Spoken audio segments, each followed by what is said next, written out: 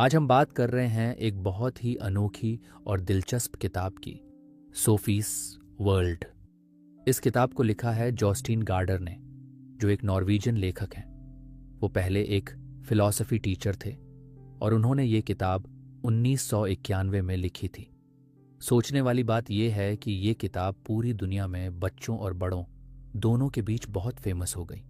60 से ज़्यादा भाषाओं में ट्रांसलेट हुई और मिलियंस में कॉपीज बिकी। सोफीज वर्ल्ड एक सिंपल नॉवल नहीं है, ये एक फिलोसॉफिकल जर्नी है जहां एक 14 साल की लड़की सोफी धीरे धीरे दुनिया और खुद को समझना शुरू करती है। उसे कुछ अजीब लेटर्स मिलने लगते हैं जिनमें सवाल होते हैं जैसे who are you, where does the world come from. इन सवालों के जवाब खोजते हुए सोफी एक इनविजिबल टीचर से मिलती है, एल्बर्टो नॉक्स, जो उसे पूरी फिलॉसफी की हिस्ट्री सिखाते हैं। इस किताब का मेन थीम है सोचना, सवाल पूछना, चीजों को समझना और हर चीज के पीछे छुपे लॉजिक और मीनिंग को जानना। ये किताब हमें याद दिलाती है कि क्यूरियोसिटी इंसान की सबसे बड़ी ताकत है। तो चलिए शुरुआत करते हैं इस अमेजिंग जर्नी की। सोफी की कहानी की शुरुआत होती है एक बिल्कुल आम दिन से, जब वो स्कूल से घर लौट रही होती है। वो एक 14 साल की नॉर्मल लड़की है, नॉर्वे में रहती है और एक क्वाइट और सोचने वाली नेचर की है। वो जैसे ही अपने घर के गेट के पास पहुंचती है, उसे वहां एक अजीब सा लिफाफा मिलता है, बिना सेंडर के नाम के। लिफाफे में एक छोटा सा नोट है जिस पर लिखा होता है हु आर यू। सोफी इस सवाल से चौंक जाती है। पहले तो उसे लगता है कि कोई प्रैंक कर रहा है, लेकिन फिर यह सवाल उसके दिमाग में घर कर जाता है। वो सोचने लगती है कि ऐसा बेसिक सवाल कितनी बड़ी बात है। वो खुद कौन है? क्या वो सिर्फ एक स्टूडेंट है या कुछ और? वो इस थॉट में इतना डूब जाती है कि खुद को मिरर में देखती है और सोचती है कि क्या ये बॉडी ही उसकी आइडेंटिटी है। अगले दिन सोफी को एक और नोट मिलता है, where does the world come from. अब वो पूरी तरह कंफ्यूज्ड और क्यूरियस हो जाती है। ये सवाल भी उतना ही बड़ा होता है जितना पहला सवाल था। उसका दिमाग अब सवालों से भर गया है। क्या ये सब किसी ने सोचा समझा करके भेजा है? क्या ये कोई पजल है या फिर कोई उसे कुछ सिखाना चाहता है? यहीं से सोफी की जर्नी शुरू होती है, एक ऐसी जर्नी जो उसे रोजमर्रा की बोरिंग लाइफ से निकालकर एक बहुत ही गहरी और थॉटफुल दुनिया में ले जाती है। सोफी की माँ उसके बिहेवियर में चेंजेस देखती है। उसे लगता है कि सोफी डिस्ट्रैक्टेड है, कहीं खोई रहती है। लेकिन सोफी अब एक नए तरीके से चीजों को देख रही होती है। वो खुद से छोटे छोटे सवाल पूछने लगी है, जैसे कि हम सोचते क्यों हैं, हम जिंदा क्यों हैं और दुनिया जैसी है वैसी क्यों है। वो इन सवालों के जवाब अपने आसपास की दुनिया में ढूंढने की कोशिश करती है, पेड़ पौधों, जानवरों, आसमान और यहां तक कि अपने घर की दीवारों में भी। इस पहले चैप्टर में राइटर हमें यह समझाता है कि फिलॉसफी कोई ड्राई और बोरिंग सब्जेक्ट नहीं है, बल्कि वो तो क्यूरियोसिटी से शुरू होती है। वही क्यूरियोसिटी जो बच्चों में होती है, लेकिन बड़े होते होते हम उसे खो देते हैं। सोफी एक सिंबल है उस प्योर क्यूरियोसिटी का जो दुनिया को नए नजरिए से देखने की ताकत देती है। गार्डन ऑफ ईडन का टाइटल भी सिंबॉलिक है। यह हमें बिब्लिकल स्टोरी की याद दिलाता है, जहां इंसान ने नॉलेज के लिए फॉरबिडन फ्रूट खाया था। वैसे ही सोफी भी अब एक ऐसे रास्ते पर चल पड़ी है जहां उसे दुनिया और खुद के बारे में बहुत कुछ नया सीखना है, लेकिन इसकी कीमत होगी अपनी पुरानी सिंपल लाइफ को पीछे छोड़ देना। सोफी अब उन रहस्यमय चिट्ठियों को लेकर बहुत उलझन में थी। कौन था जो उसे इतने गहरे और अजीब सवाल भेज रहा था? क्यों और कैसे? जब वह अगली चिट्ठी पढ़ती है तो उसमें लिखा होता है, The only thing we require to be good philosophers is the faculty of wonder. अब सोफी खुद से पूछने लगती है कि क्या वह सच में वंडर यानी आश्चर्य की भावना रखती है। फिर वह एक छोटे से एग्जाम्पल के बारे में सोचती है, जैसे कोई मैजिशियन अपनी टोपी से अचानक एक खरगोश निकाल देता है। देखने वाला हैरान हो जाता है, तालियां बजाता है, लेकिन बच्चे उससे कहीं ज्यादा चौंकते हैं। क्योंकि उन्होंने पहले कभी ऐसा कुछ नहीं देखा होता। लेकिन जैसे जैसे हम बड़े होते हैं, हमें आश्चर्य होना बंद हो जाता है। हम हर चीज को नॉर्मल मान लेते हैं, जैसे सूरज का निकलना, फूलों का खिलना, जीवन का होना। ये सब हमें सामान्य लगने लगता है। लेकिन असली फिलॉसफर वही होता है जो इन रोज की चीजों में भी वंडर महसूस कर सके। सोफी इन सब बातों को अपने माइंड में बार बार दोहराने लगती है। वह अपने कमरे की खिड़की से बाहर देखती है, आसमान को निहारती है और सोचती है, ये बादल कहाँ से आते हैं? हवा क्यों चलती है? इंसान बोलना कैसे सीखता है? इतने सारे सवालों के बीच वह खुद को बहुत छोटा महसूस करने लगती है। लेकिन उसी समय उसे एक अलग तरह की ताकत भी महसूस होती है, जैसे अब वह सच में देखने लगी है। वह खुद से कहती है, मैं एक खरगोश के रेशमी बालों में बैठी हूं और अब मैं ऊपर की ओर देख रही हूं। ये लाइन उसे सोचने पर मजबूर कर देती है। क्या सब लोग बस नीचे ही देख रहे हैं? क्या वो इस जादू को महसूस नहीं कर पा रहे? वह इस सोच में डूब जाती है कि आखिर दुनिया का होना ही अपने आप में कितना बड़ा मिरेकल है।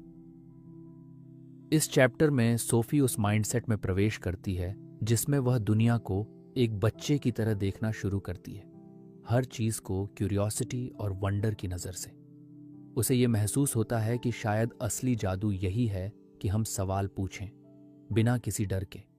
और तभी उसे लगता है कि वह उस इनविजिबल टीचर के और करीब आ रही है, जो इन चिट्ठियों के जरिए उसे एक नई दुनिया में ले जा रहा है। सोफी की जिज्ञासा दिन ब दिन और गहरी होती जा रही थी। अब उसे चिट्ठियों में न सिर्फ सवाल मिल रहे थे, बल्कि जवाबों की तरफ इशारा भी होने लगा था। इस बार उसे जो लिफाफा मिलता है, उसमें उसे मिथ्स के बारे में पढ़ने को मिलता है। सोफी यह सोचकर चकित रह जाती है कि पुराने जमाने में लोग लाइटनिंग, थंडर या सीजन्स को कैसे एक्सप्लेन करते थे, जब उनके पास साइंस नहीं थी। वो चिट्ठी बताती है कि प्राचीन समय में इंसान ने दुनिया की हर घटना को किसी देवता या अलौकिक ताकत से जोड़कर समझने की कोशिश की। जैसे बारिश ज़्यूस की वजह से होती थी, फसलें डिमीटर की वजह से उगती थीं, और समुंदर पोसाइडन के हाथ में था। सोफी को यह बहुत फैसिनेटिंग लगता है कि लोग किसी भी अनजानी चीज से डरते थे और उसे समझने के लिए कहानियां बनाते थे। ये कहानियां ही मिथ्स थीं, कुछ ऐसी कहानियां जो एक कम्युनिटी, एक कल्चर को जोड़कर रखती थीं। वो सोचती है कि अगर इलेक्ट्रिसिटी के पीछे ज़्यूस को जिम्मेदार माना जाता तो शायद आज हम बिजली का बल्ब भी न जला पाते। चिट्ठी में उसे यह भी बताया जाता है कि मिथ्स सिर्फ मनोरंजन के लिए नहीं थे, बल्कि वे लोगों की जिंदगी के हर हिस्से में शामिल थे। जन्म, मृत्यु, युद्ध, शादी, प्यार, हर चीज में। सोफी को लगता है जैसे वह एक नई दुनिया में झांक रही है, जहां इमेजिनेशन और बिलीफ मिलकर रियलिटी बनाते थे। वह अपने घर की किताबों को पलटती है और ग्रीक मिथोलॉजी की एक पुरानी किताब निकालकर पढ़ने लगती है। उसमें उसे प्रोमीथियस की कहानी मिलती है, जिसने इंसानों के लिए आग चुराई थी। उसे यह देखकर हैरानी होती है कि किस तरह इन कहानियों ने इंसानों को सेंचुरीज तक गाइड किया। लेकिन साथ ही सोफी अब सवाल भी उठाने लगती है, क्या यह सब सच था या सिर्फ इमेजिनेशन? और फिर वह सोचती है कि क्या आज के मॉडर्न लोग भी कुछ ऐसे ही मिथ्स में जी रहे हैं? सिर्फ फर्क इतना है कि वे आज की भाषा और टेक्नोलॉजी में ढले हुए हैं। इस सोच में वह डूब जाती है और उसे यह एहसास होता है कि शायद फिलॉसफी की शुरुआत यहीं से होती है, जब हम पुरानी कहानियों से सवाल पूछना शुरू करते हैं। चैप्टर के अंत में सोफी को एक और चिट्ठी मिलती है।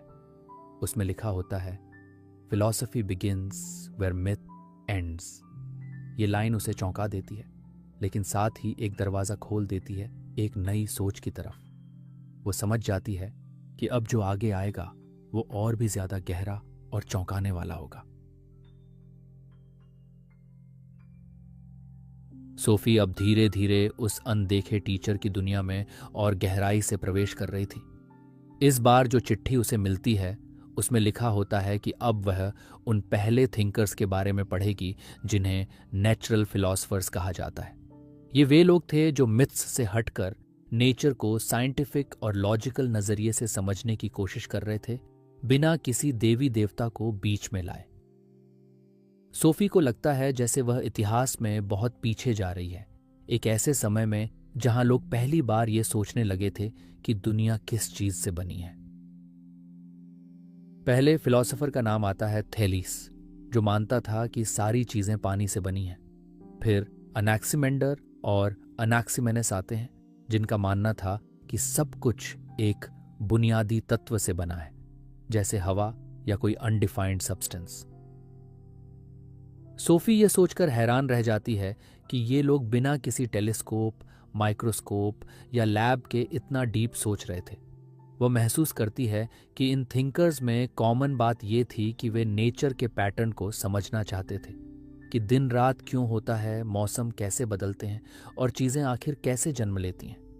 उन्हें विश्वास था कि इन सब फिनोमेना के पीछे कोई ना कोई रीज़न है, और यही सोच उन्हें मिथोलॉजी से अलग करती थी।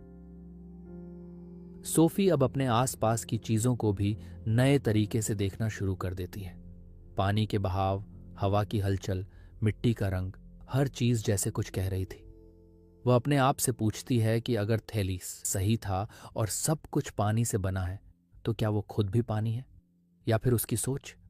वह सोचने लगती है कि शायद यही सवाल उसे उस दुनिया में ले जाएगा जहां फिलॉसफी जिंदा रहती है।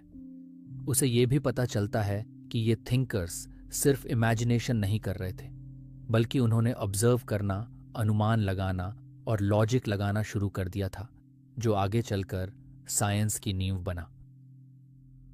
अंत में सोफी को एहसास होता है कि मिथ्स को पीछे छोड़कर रीजन की ओर बढ़ना ही इंसान की सबसे बड़ी इंटेलेक्चुअल जर्नी थी। वह खुद को एक ऐसे सफर में पाती है जहां अब उसके पास सिर्फ सवाल नहीं है, बल्कि उन्हें समझने की एक नई भाषा भी है, फिलॉसफी की। सोफी अब फिलॉसफी के उस दौर में पहुंच चुकी थी जहां थिंकर्स ने नेचर को समझने के लिए इमेजिनेशन के साथ साथ रीजनिंग का भी इस्तेमाल शुरू कर दिया था। इस बार उसकी चिट्ठी में जिक्र था डेमोक्रिटस नाम के फिलॉसफर का, जिसने एक ऐसा कॉन्सेप्ट दिया जो आगे चलकर मॉडर्न साइंस की फाउंडेशन बना, और वो था एटम का विचार। सोफी को यह जानकर बहुत हैरानी होती है कि एटम का आइडिया कोई साइंटिस्ट नहीं, बल्कि एक फिलॉसफर ने सबसे पहले दिया था। डेमोक्रिटस ने कहा था कि दुनिया की हर चीज बहुत ही छोटे छोटे, अदृश्य और इंडिविजिबल कणों से बनी है, जिन्हें उसने एटोमोस कहा। उसका मानना था कि ये एटम हमेशा से एग्जिस्ट करते हैं और ये ही हर चीज की रियलिटी है। इन एटम्स का कोई रंग, स्वाद या गंध नहीं होता, लेकिन जब ये मिलते हैं तो चीजों का आकार, रंग और गुण बनते हैं। सोफी इसे सोचती है और अपने आसपास की चीजों को देखकर सोचने लगती है कि क्या सच में हर चीज इतनी छोटी इकाइयों से बनी हो सकती है? क्या वो खुद भी एटम से बनी है? उसे लगता है कि यह सोच एकदम मैजिकल होते हुए भी लॉजिकल लग रही है। चिट्ठी में यह भी बताया गया था कि डेमोक्रिटस का यह भी मानना था कि कोई सुपरनैचुरल पावर चीजों को कंट्रोल नहीं करती, सब कुछ नेचर के नियमों के अनुसार होता है। यानी वह एक मटीरियलिस्ट था जो मानता था कि सिर्फ मैटर ही रियल है। सोफी को यह विचार बहुत रेडिकल लगता है, क्योंकि वह ऐसी दुनिया में जी रही है जहां लोग अभी भी किसी इनविजिबल ताकत पर विश्वास करते हैं। लेकिन डेमोक्रिटस इन सब से अलग सोचता था। वह कहता था कि आत्मा भी छोटे एटम से बनी होती है, और जब इंसान मरता है तो वो एटम्स फिर से प्रकृति में मिल जाते हैं। सोफी को यह सब कुछ पढ़ते हुए लगता है जैसे वह एक साइंस फिक्शन पढ़ रही है, लेकिन ये सब 2400 साल पहले की बातें थीं। वह अब खुद को एक ऐसी राह पर पाती है जहां उसके सारे पुराने बिलीफ हिलने लगते हैं। उसे लगने लगता है कि फिलॉसफी न सिर्फ सोचने का तरीका बदलती है, बल्कि वो हमारी पूरी रियलिटी को नए नजरिए से दिखाती है। डेमोक्रिटस का विचार सिंपल होने के बावजूद बहुत गहरा था, और सोफी को लग रहा था कि वो अब सिर्फ सवाल नहीं पूछ रही, बल्कि धीरे धीरे दुनिया को एक नए तरीके से देखना सीख रही है।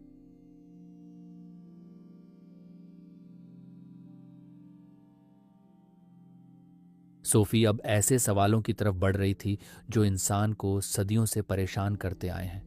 क्या हमारी जिंदगी पहले से तय होती है? या हम अपने डिसीजंस खुद लेते हैं। इस बार उसे जो चिट्ठी मिलती है उसमें फेट यानी भाग्य के बारे में चर्चा होती है।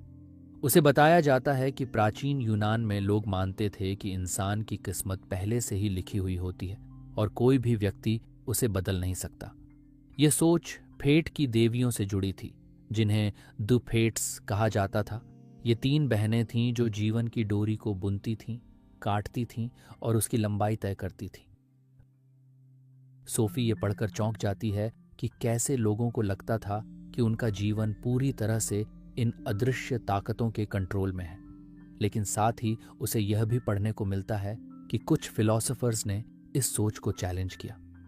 उन्होंने सवाल उठाया, अगर सब कुछ पहले से तय है तो इंसान का जिम्मेदार होना क्या मायने रखता है? क्या हम सिर्फ पपेट्स हैं? सोफी को यह सवाल बहुत पर्सनल लगते हैं। वह सोचती है, क्या मेरा स्कूल जाना, ये चिट्ठियां मिलना, ये सब किसी प्लान का हिस्सा है, या मैं खुद अपनी चॉइसेस से यह रास्ता चुन रही हूं? इस सोच में डूबी सोफी अपने घर के पास बने एक पुराने चर्चयार्ड में जाती है और वहां अकेले बैठकर सोचने लगती है कि क्या इस यूनिवर्स में कोई इनविजिबल स्क्रिप्ट है जो सब कुछ चला रही है। उसे ग्रीक ट्रेजेडी की कहानियां याद आती हैं, जहां कैरेक्टर्स भाग्य से भाग नहीं सकते थे, चाहे वे कितना भी कोशिश कर लें।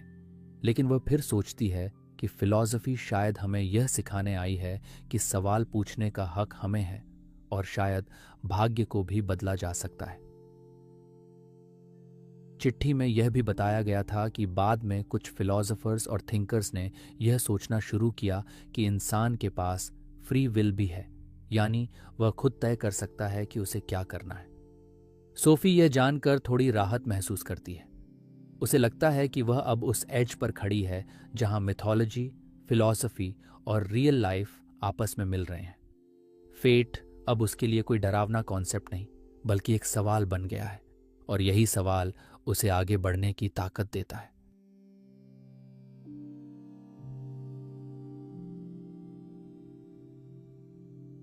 सोफी अब फिलॉसफी की दुनिया में एक ऐसे मोड़ पर पहुंचती है जहां उसे एक ऐसा थिंकर मिलता है जिसने न सिर्फ अपने जमाने की सोच को बदला, बल्कि आने वाली सदियों के लिए भी सवाल पूछने का तरीका सिखा दिया, और वह था सुकरात। इस बार सोफी को जो चिट्ठी मिलती है उसमें सुकरात के जीवन और विचारों के बारे में बताया गया था। सोफी को पता चलता है कि सोक्रेटिस एथेंस नाम के शहर में रहता था और उसने कभी कोई किताब नहीं लिखी। वह बस लोगों से बातें करता था, गली में, बाजार में, जहां भी वह लोगों को देखता उनके साथ बातचीत शुरू कर देता। उसका तरीका अलग था। वह खुद कुछ भी नहीं सिखाता था, बल्कि सिर्फ सवाल पूछता था ताकि सामने वाला खुद सोचने पर मजबूर हो जाए। सोफी को यह तरीका बहुत आकर्षक लगता है, क्योंकि उसे भी अब लगने लगा है कि सच्चे आंसर्स वही होते हैं जो इंसान खुद ढूंढे। सोक्रेटिस का यह मानना था कि ज्ञान वही है जो इंसान अपने अंदर से खोजे, न कि कोई बाहर से थोपे। लेकिन इस सोच ने एथेंस के कई ताकतवर लोगों को परेशान कर दिया। उन्हें लगता था कि सोक्रेटिस युवाओं को भटका रहा है, उन्हें अथॉरिटी से सवाल पूछना सिखा रहा है। सोफी यह जानकर बहुत दुखी होती है कि सोक्रेटिस को आखिरकार जहर पीने की सजा दी गई, और उसने उसे खुशी खुशी स्वीकार भी कर लिया। उसने कहा था कि एक बिना जांची परखी जिंदगी जीने से अच्छा है मर जाना। सोफी इस बात से बहुत प्रभावित होती है। उसे लगता है कि सुकरात न केवल एक फिलोसोफर था, बल्कि एक सच्चा इंसान भी था जो अपने प्रिंसिपल्स के लिए जान देने को भी तैयार था। उसे सुकरात की आयरनी और सोक्रेटिक मेथड के बारे में भी पता चलता है, कैसे वह दूसरों से ऐसा सवाल करता था जिससे वे खुद अपने इग्नोरेंस को पहचान सकें। यह सब सोफी के लिए बहुत आई ओपनिंग होता है। वह खुद भी अब दूसरों से बात करते हुए सवाल पूछने लगी है। उसे लगने लगा है कि शायद फिलॉसफी का असली मतलब यही है, सोचते रहना, सवाल करते रहना, और कभी यह न मानना कि आपने सब कुछ जान लिया है। सोक्रेटिस की कहानी अब सोफी के दिमाग में गूंजती रहती है, और वह अपने आप से वादा करती है कि वह भी कभी सोचने से पीछे नहीं हटेगी, चाहे कुछ भी हो।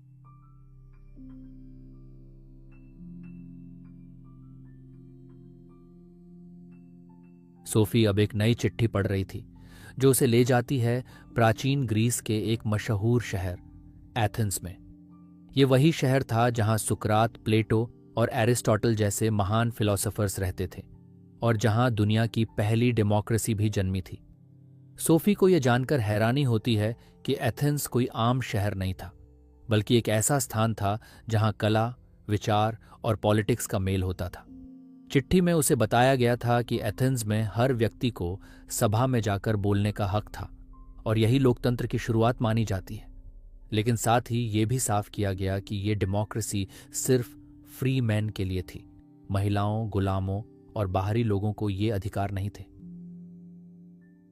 सोफी इसे सोचते हुए समझती है कि हर सभ्यता की कुछ सीमाएं होती हैं, भले ही वह कितनी भी उन्नत क्यों ना हो। एथेंस में ही सुकरात ने अपने विचार फैलाए, प्लेटो ने अपनी एकेडमी शुरू की और एरिस्टोटल ने अपने ऑब्जर्वेशंस के जरिए साइंस और लॉजिक की नींव रखी। सोफी को यह भी बताया गया कि एथेंस की गलियां, ओपन मार्केट्स और पब्लिक प्लेसेस उन विचारों से भरपूर थे जो आज की दुनिया में भी रेलेवेंट है। वहां हर कोई डायलॉग, डिस्कशन और लॉजिक को महत्व देता था। सोफी खुद को उस एथेंस की गलियों में इमेजिन करती है, जैसे वह भी प्लेटो की क्लास में बैठी है या एरिस्टोटल के साथ नेचर को ऑब्जर्व कर रही है। उसे एहसास होता है कि सोचने की आज़ादी और सवाल पूछने की ताकत किसी भी सभ्यता की असली पहचान होती है। चिट्ठी में उसे ग्रीक मिथोलॉजी और फिलॉसफी के मिलने के बिंदु भी समझाए जाते हैं। कैसे लोग पहले गॉड्स को मानते थे, लेकिन धीरे धीरे फिलोसोफर्स ने नेचुरल एक्सप्लेनेशंस को तवज्जो देना शुरू किया। सोफी के लिए यह सब बहुत मैजिकल लगता है, जैसे वह एक टाइम मशीन में बैठकर उस दौर में जा रही हो जहां विचारों की क्रांति हो रही थी। उसे समझ आता है कि एथेंस केवल एक शहर नहीं था, बल्कि एक विचार था, एक ऐसा विचार जहां इंसान ने पहली बार खुद को यूनिवर्स का पार्ट मानकर सोचने की शुरुआत की। अब सोफी न केवल एक पढ़ने वाली लड़की रह गई थी, बल्कि वह भी धीरे धीरे एक थिंकर बन रही थी, ठीक वैसे ही जैसे कभी एथेंस के रास्तों पर चलने वाले लोग बनते थे।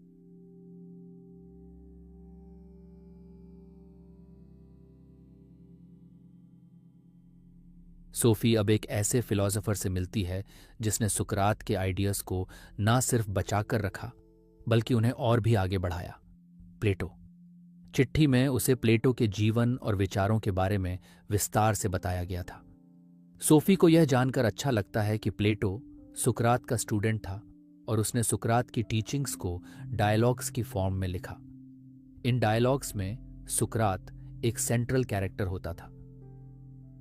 सोफी पढ़ती है कि प्लेटो का मानना था कि इस दुनिया से परे एक और दुनिया है, आइडियाज या फॉर्म्स की दुनिया, जहां हर चीज का परफेक्ट वर्जन मौजूद होता है। यानी अगर हम किसी चेयर को देखते हैं तो वो एक इम्परफेक्ट चेयर है, लेकिन असली और परफेक्ट चेयर आइडियाज की दुनिया में है। यह सोच सोफी को बहुत ही अलग और गहरी लगती है। उसे लगता है जैसे यह बात सपनों की तरह है, मगर उसमें कुछ सच्चाई भी छुपी है। प्लेटो का यह भी मानना था कि हमारा सोल पहले से ही उन परफेक्ट फॉर्म्स को जानता है, लेकिन जब वह इस फिजिकल दुनिया में आता है तो सब भूल जाता है।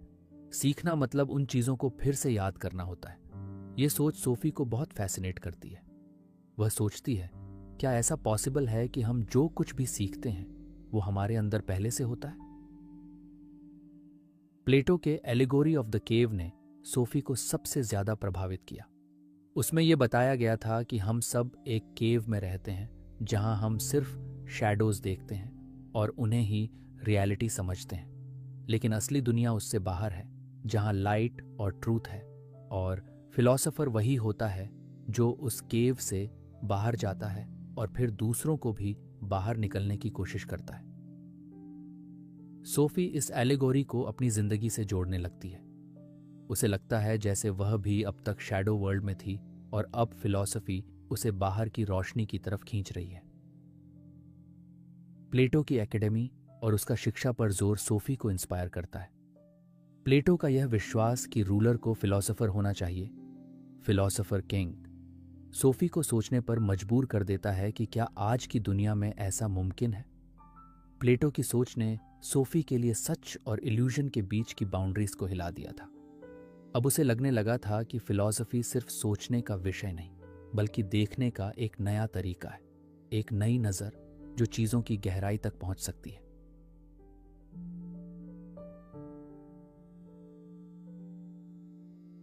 सोफी एक दिन स्कूल से लौटते हुए फिर से अपने गार्डन के पास वाले पुराने रास्ते से जाती है। वहां उसे एक नई चिट्ठी मिलती है, लेकिन इस बार कुछ अजीब होता है। चिट्ठी सोफी के नाम की नहीं होती, बल्कि किसी हिल्डे म्यूलर क्नाग नाम की लड़की के लिए होती है। सोफी हैरान हो जाती है और सोचती है कि ये चिट्ठी गलती से यहां कैसे आ गई। जब वो चिट्ठी पढ़ती है तो उसमें वही जाना पहचाना अंदाज होता है, जैसे पहले वाली फिलॉसफी चिट्ठियों में था। लेकिन अब उसमें लिखा है कि यह चिट्ठी मेजर एल्बर्ट क्नाग की तरफ से उनकी बेटी हिल्डे के लिए है। सोफी पहली बार महसूस करती है कि शायद वो अकेली नहीं है जिसे ये सारे मैसेज मिल रहे हैं। उसे लगता है कि कहीं वो खुद किसी और की कहानी का हिस्सा तो नहीं।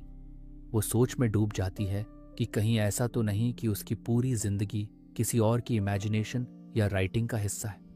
ये सोचकर उसके मन में डर और उत्सुकता दोनों पैदा होते हैं।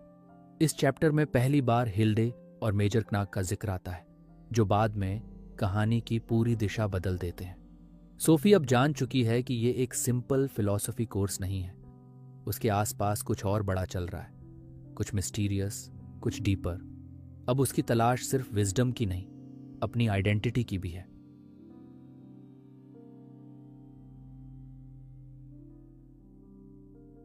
सोफी इस बार अपनी जिज्ञासा से मजबूर होकर उस रहस्यमयी रास्ते पर चल पड़ती है जो उसे एक पुराने सुनसान से घर की तरफ ले जाता है। वो है द मेजर्स कैबिन। उसने इस जगह के बारे में पहले कुछ नहीं सुना था, लेकिन अब यह कैबिन उसके दिमाग में घर कर गया था। रास्ते में उसे एक छोटा सा गेट और एक पाथ दिखाई देता है जो जंगलों से होकर उस केबिन तक पहुंचता है। सोफी डरते डरते अंदर जाती है और उसे वहां एक अजीब सा माहौल महसूस होता है, जैसे वहां कोई मौजूद है या कुछ उसके लिए छोड़ा गया है। केबिन के अंदर वह चारों तरफ देखती है। धूल भरे फर्नीचर, पुराने कागज और एक टेबल जिस पर कुछ सामान पड़ा है। सोफी को वहां कुछ पर्सनल चीजें मिलती हैं, जैसे किसी ने उन्हें वहां खास तौर पर उसके लिए छोड़ा हो। सबसे अजीब बात यह होती है कि वहां उसे कुछ ऐसी चीजें मिलती हैं जो उसी से जुड़ी होती हैं। एक पोस्ट कार्ड, उसके नाम पर चिट्ठी और एक सफेद स्कार्फ जैसा कुछ, जो सोफी को कंफ्यूज कर देता है कि क्या कोई उसकी हरकतों पर नजर रख रहा है। वह सोचती है, क्या यह वही अल्बर्टो है जो उसे ये चिट्ठियां भेज रहा है, या कोई और व्यक्ति भी इस कहानी में शामिल है।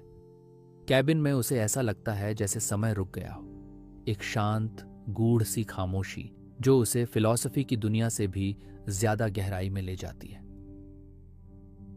सोफी कैबिन को गौर से देखती है और उसे लगता है कि यहां सब कुछ सिंबॉलिक है। शायद यह कोई संकेत है किसी बड़े रहस्य का। जब वह कैबिन से निकलती है तो उसके मन में कई सवाल होते हैं। कौन है यह मेजर? क्या वह भी उसी की तरह एक पजल का हिस्सा है?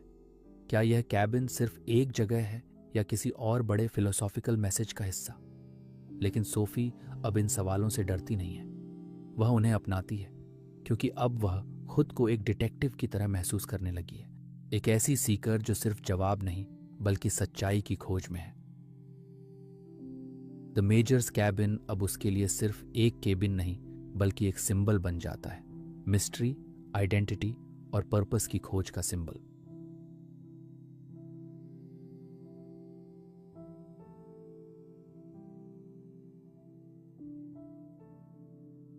सोफी अब एक नए फिलॉसफर से मिलती है, एरिस्टोटल, जो प्लेटो का स्टूडेंट था लेकिन अपनी सोच में उससे बिल्कुल अलग था। सोफी को यह जानकर हैरानी होती है कि जहां प्लेटो ने दो दुनियाओं का कॉन्सेप्ट दिया था, एक फिजिकल वर्ल्ड और दूसरी आइडियाज की वर्ल्ड, वहीं एरिस्टोटल ने माना कि यहीं इस फिजिकल दुनिया में ही सच्चाई छिपी है। एरिस्टोटल के लिए चीजों को समझने का तरीका था उन्हें ऑब्जर्व करना, एनालाइज करना और कैटेगराइज करना। चिट्ठी में सोफी को बताया गया कि एरिस्टोटल ने nature, animals, logic, poetry, ethics और पॉलिटिक्स जैसे ढेर सारे विषयों पर गहराई से काम किया था। उसे यह भी समझाया गया कि एरिस्टोटल ने चीजों को फॉर्म और सब्सटेंस में बांटा, यानी कोई भी चीज कैसी दिखती है, फॉर्म, और असल में बनी किससे है, सब्सटेंस। सोफी को यह तरीका बहुत लॉजिकल और साइंटिफिक लगता है, जैसे वह किसी लैब में बैठकर चीजों की स्टडी कर रही हो। उसे यह भी समझ आता है कि एरिस्टोटल ने 4 कारणों, कॉजेस का कॉन्सेप्ट दिया था। किसी भी चीज को पूरी तरह समझने के लिए हमें जानना चाहिए कि वह किससे बनी है, उसका स्ट्रक्चर क्या है, उसका पर्पस क्या है और वह कैसे बनी। यह तरीका सोफी को बेहद सिस्टमैटिक लगता है। एरिस्टोटल का मानना था कि नॉलेज अनुभव से आता है, यानी हम जो कुछ सेंसेस से महसूस करते हैं वही हमारी अंडरस्टैंडिंग की नींव है। यह प्लेटो के विचारों से बिल्कुल उलटा था, जिसने कहा था कि सेंसेस पर भरोसा नहीं किया जा सकता। सोफी को अब धीरे धीरे यह एहसास होता है कि फिलॉसफी में कोई एक फाइनल ट्रूथ नहीं होती, बल्कि हर फिलॉसफर अपने ऑब्जर्वेशन के अनुसार दुनिया को अलग अलग ढंग से समझाता है। एरिस्टोटल ने एथिक्स पर भी जोर दिया। उसका बिलीफ था कि इंसान का अल्टीमेट गोल है हैप्पीनेस, और वो तभी पॉसिबल है जब इंसान अपनी नेचर के अनुसार जी। वह कहता है कि इंसान को बैलेंस या गोल्डन मीन में रहना चाहिए, न ज्यादा न कम। सोफी के लिए यह सब बेहद फ्रेश लगता है, जैसे वह सिर्फ सोच नहीं रही बल्कि एक नई तरह से जीना भी सीख रही है। एरिस्टोटल की इस ग्राउंडेड लॉजिकल थिंकिंग ने सोफी को प्लेटो की ड्रीमी आइडियलिज्म से बिल्कुल अलग एक रियल वर्ल्ड की तरफ खींच लिया, जहां चीजें सपनों में नहीं बल्कि हर दिन के अनुभव में छुपी होती हैं।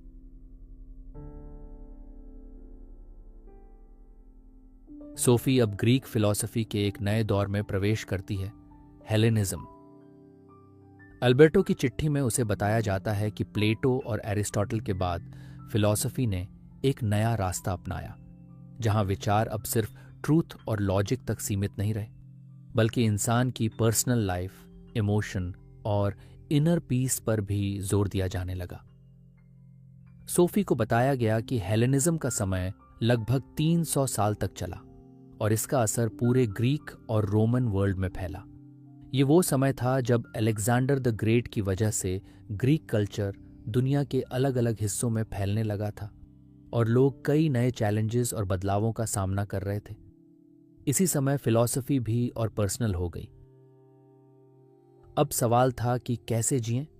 सोफी को बताया गया कि इस दौर की फिलॉसफी 3 मुख्य स्कूल्स में बंटी थी, स्टोइसिज्म, एपिक्यूरियनिज्म और सिनिसिज्म। सिनिक्स का मानना था कि हैप्पीनेस चीजों से नहीं बल्कि इंडिपेंडेंस से मिलती है। वे लोग सिंपल लाइफ में बिलीव करते थे, जैसे कि डायोजनीस, जिसने पूरी जिंदगी एक बैरल में रहकर गुजारी। एपिक्यूरियंस का मानना था कि प्लेजर सबसे अल्टीमेट गोल है, लेकिन वो प्लेजर को एंजॉयमेंट या लग्जरी नहीं बल्कि पीस ऑफ माइंड और फ्रीडम फ्रॉम फियर कहते थे। सोफी को यह सोच बहुत इंटरेस्टिंग लगती है कि सच्चा सुख डर और दुख से मुक्ति में है, न कि वेल्थ या सक्सेस में। फिर आते हैं स्टोइक्स, जिन्होंने माना कि नेचर के लॉ के अनुसार जीना चाहिए और हमें अपने इमोशंस को कंट्रोल में रखना चाहिए। उनके लिए हर चीज प्री डिटरमिन्ड थी और खुशी का रास्ता है एक्सेप्टेंस। सोफी को स्टोइक्स का यह एटीट्यूड बहुत मैच्योर लगता है कि दुख या तकलीफ से घबराने की बजाय उसे एक्सेप्ट करना चाहिए। उसे अब यह समझ आने लगता है कि फिलॉसफी सिर्फ थ्योरी नहीं बल्कि जिंदगी को बेहतर और गहराई से समझने का तरीका है। अल्बर्टो उसे यह भी बताता है कि हेलेनिस्टिक फिलॉसफर्स ने ईस्टर्न आइडियाज से भी इन्फ्लुएंस लिया, जैसे इंडिया और पर्शिया की टीचिंग से। इसने सोफी को और उत्साहित कर दिया। उसे लगा कि अब वो सिर्फ ग्रीक फिलॉसफी नहीं बल्कि पूरी मानव सभ्यता की सोच को जान रही है। हेलेनिज्म का यह प्रैक्टिकल और इमोशनल रूप सोफी के मन में एक नया सवाल छोड़ देता है। क्या फिलॉसफी हमें केवल सिखाने के लिए है या सच में हमारी जिंदगी बदलने के लिए?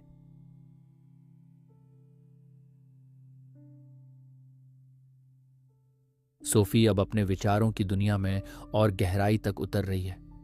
इस बार अल्बर्टो की चिट्ठी उसे एक बहुत ही अनोखे सवाल से रूबरू कराती है। क्या ईस्ट और वेस्ट की सोचने और जीने की शैली एक जैसी है? चैप्टर का नाम है 2 संस्कृतियां और इसमें अल्बर्ट सोफी को बताता है कि दुनिया में दो बड़ी फिलोसॉफिकल ट्रेडिशंस रही हैं, एक वेस्टर्न और दूसरी ईस्टर्न। सोफी को अब यह समझाया जा रहा है कि जहां वेस्टर्न कल्चर यानी यूरोप और ग्रीस की फिलॉसफी लॉजिक, रीजनिंग और इंडिविजुअलिटी पर आधारित रही है, वहीं ईस्टर्न कल्चर यानी इंडिया, चाइना और दूसरे एशियाई देशों की फिलॉसफी इनर पीस, बैलेंस और यूनिटी पर जोर देती है। सोफी को यह जानकर हैरानी होती है कि ग्रीक फिलोसोफर्स ने हमेशा क्वेश्चंस पूछे, डिबेट्स किए और दुनिया को टुकड़ों में बांटकर एनालिसिस किया। वहीं ईस्टर्न थिंकर्स ने दुनिया को एक होल के रूप में देखा, जैसे सब कुछ एक ही कॉस्मिक सिस्टम का हिस्सा है। अल्बर्टो उसे टाओइज्म, बुद्धिज्म और हिंदुइज्म की ब्रीफली झलक दिखाता है और समझाता है कि वहां ईगो को खत्म करना, डिजायर से मुक्त होना और नेचर के साथ हार्मनी में जीना ही अल्टीमेट गोल होता है। सोफी सोचने लगती है कि क्या फिलॉसफी का मतलब सिर्फ सोच विचार करना है या फिर खुद को समझना भी उतना ही जरूरी है।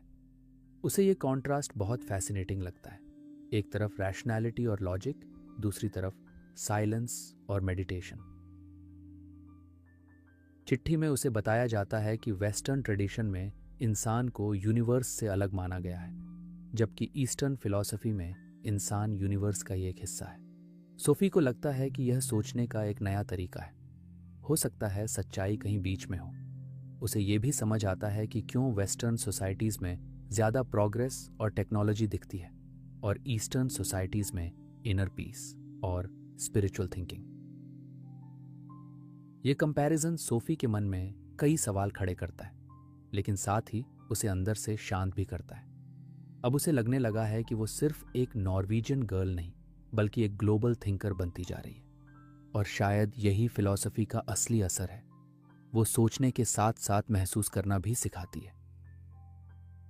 दो संस्कृतियां अध्याय सोफी को एक ऐसी यात्रा पर ले जाता है जहां वो पूर्व और पश्चिम दोनों को समझकर खुद को और जिंदगी को नए नजरिए से देखने लगती है।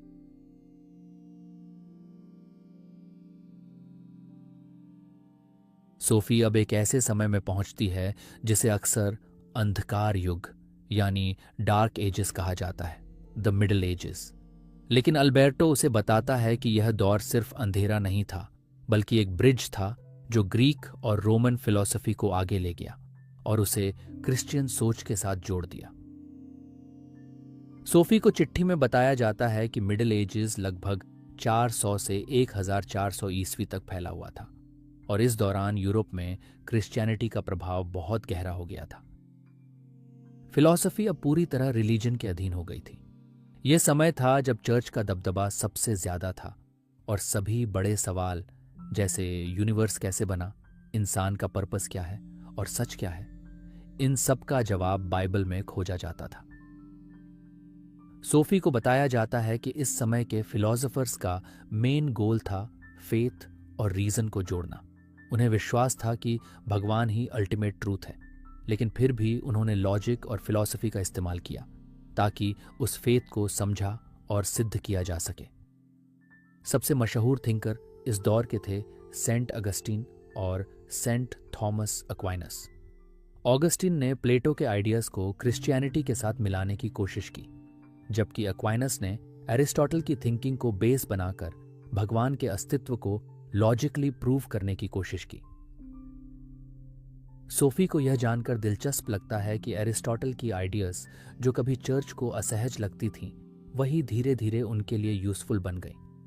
अल्बर्टो बताता है कि एक्वाइनस ने नेचुरल थियोलॉजी का कॉन्सेप्ट दिया, यानी हम भगवान के बारे में सोच और रीजन के जरिए कुछ बातें जान सकते हैं, भले ही सब कुछ नहीं। सोफी अब देख पा रही है कि किस तरह फिलॉसफी ने रिलीजन की सेवा की, लेकिन फिर भी थिंकर्स ने अपने आइडियाज और क्यूरियोसिटी को जिंदा रखा।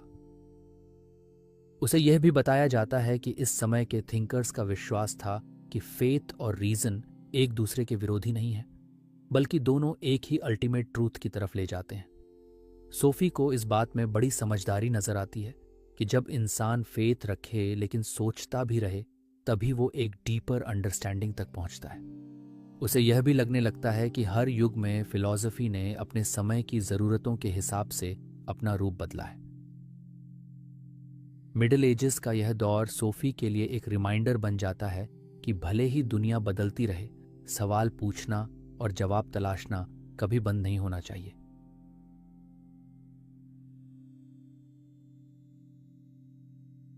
सोफी अब एक ऐसे दौर में प्रवेश करती है जो पूरी दुनिया के लिए जागने का समय था, द रेनेसांस यानी पुनर्जागरण। अल्बर्टो की चिट्ठी में उसे बताया जाता है कि यह समय लगभग 1400 से 1600 ईस्वी के बीच का था, जब यूरोप ने एक लंबी नींद से जागकर आर्ट, साइंस और फिलॉसफी की रोशनी में कदम रखा। सोफी को यह समझाया जाता है कि रेनेसांस का मतलब है पुनर्जन्म, और इस दौर में ग्रीक और रोमन थिंकिंग का दोबारा स्वागत हुआ।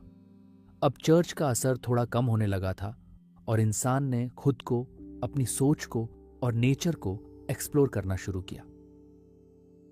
सोफी को बताया गया कि पहले लोग सिर्फ भगवान और स्वर्ग के बारे में सोचते थे, लेकिन अब उन्होंने दुनिया को देखने का नजरिया बदला।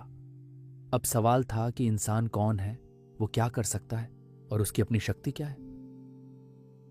अल्बर्टो उसे लियोनार्डो दा विंची, मिकेलेंजलो जैसे आर्टिस्ट्स के बारे में बताता है, जिन्होंने इंसान के शरीर, नेचर और इमोशंस को समझकर उसे आर्ट के जरिए जिंदा कर दिया।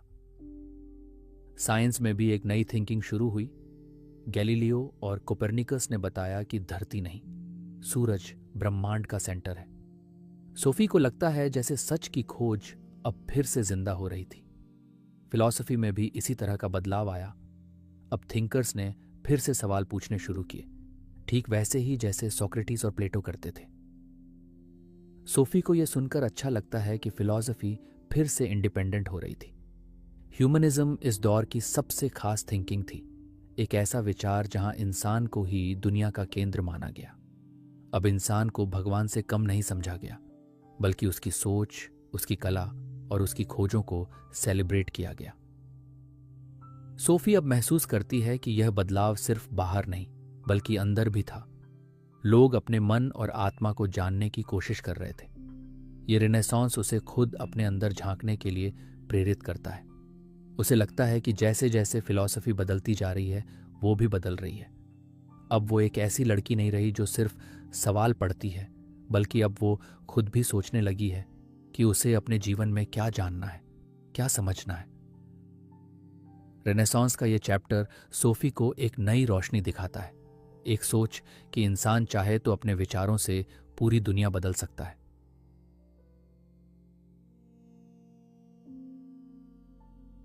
सोफी अब एक ऐसे दौर में पहुंचती है जो थोड़ा ड्रामेटिक, थोड़ा मिस्टीरियस और बहुत एक्सप्रेसिव है, बारोक युग। अल्बर्टो उसे इस चिट्ठी में बताता है कि रेनेसांस के बाद का समय यानी 1600 से 1700 तक का दौर बारोक कहलाता है, और ये समय था जब कला, संगीत और फिलॉसफी में बहुत गहराई और भावनाएं आ गई थी।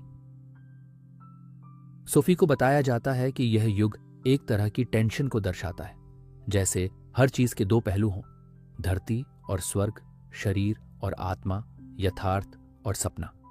चर्च अब भी पावर में थी, लेकिन साइंस और फिलॉसफी ने भी अपनी जड़ें जमानी शुरू कर दी थी। इस समय के कलाकारों और थिंकर्स ने दुनिया को बहुत इंटेंस तरीके से देखना शुरू किया।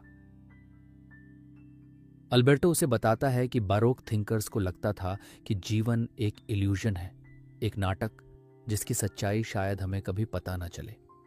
सोफी को यह विचार थोड़ा डरावना लेकिन बहुत दिलचस्प लगता है। एक खास प्लेराइट था कैल्डेरॉन, जिसने कहा, लाइफ इज अ ड्रीम, यानी जिंदगी सिर्फ एक सपना है। सोफी अब इस बात पर सोचने लगती है कि क्या वाकई हम जो देख रहे हैं वो सब सच है, या हमारी सोच और परसेप्शन ही सब कुछ तय करती है। बारोक एरा में फिलॉसफी और थियोलॉजी फिर से करीब आ गई थी, लेकिन अब सवाल और गहरे हो गए थे। सोफी को बताया जाता है कि अब कुछ थिंकर्स ने यूनिवर्स को एक बड़ी क्लॉक की तरह देखा, एक ऐसा सिस्टम जो किसी बड़े डिजाइनर यानी भगवान ने बनाया है। लेकिन साथ ही ये भी माना जाने लगा कि इंसान को खुद सोचने और समझने की पूरी आज़ादी है। इस युग में आर्ट और आर्किटेक्चर भी बहुत डिटेल्ड और ग्रैंड हो गई थी, जैसे हर चीज अपने इमोशंस को लाउडली एक्सप्रेस कर रही हो। सोफी को लगता है कि यह दौर बहुत इंटेंस रहा होगा, जहां लोग सिमल्टेनियसली फेथ और डाउट, लॉजिक और इमोशन, ब्यूटी और केओस सबके बीच जी रहे थे। अल्बर्टो उसे यह भी बताता है कि यह टेंशन, ये ड्युअलिटी ही बरोक की पहचान थी। सोफी को अब समझ में आने लगा है कि हर युग का अपना फ्लेवर होता है और हर दौर इंसान को थोड़ा और गहरा बना देता है। बरोक ईरा उसे एक ऐसा समय लगता है जहां जिंदगी और मौत, सपना और सच्चाई सब एक साथ चल रहे थे, जैसे एक म्यूजिकल सिम्फनी जिसमें हर इमोशन की एक आवाज हो।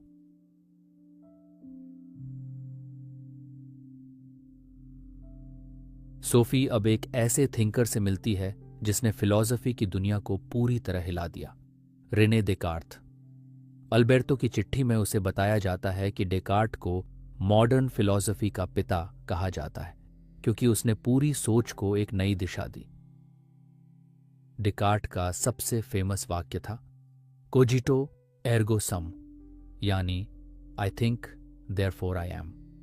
सोफी को यह सुनकर गहरा झटका लगता है कि कोई सिर्फ सोचने के आधार पर अपने अस्तित्व को साबित कर सकता है। अल्बर्टो समझाता है कि डेकार्ट एक बहुत ही लॉजिकल और केयरफुल थिंकर था, जो किसी भी बात को तब तक सच नहीं मानता था जब तक वो उसे पूरी तरह डाउट करके टेस्ट न कर ले। सोफी अब देखती है कि फिलॉसफी अब फेथ या ट्रेडिशन पर नहीं, बल्कि रीजन और सर्टेनिटी पर टिक रही है।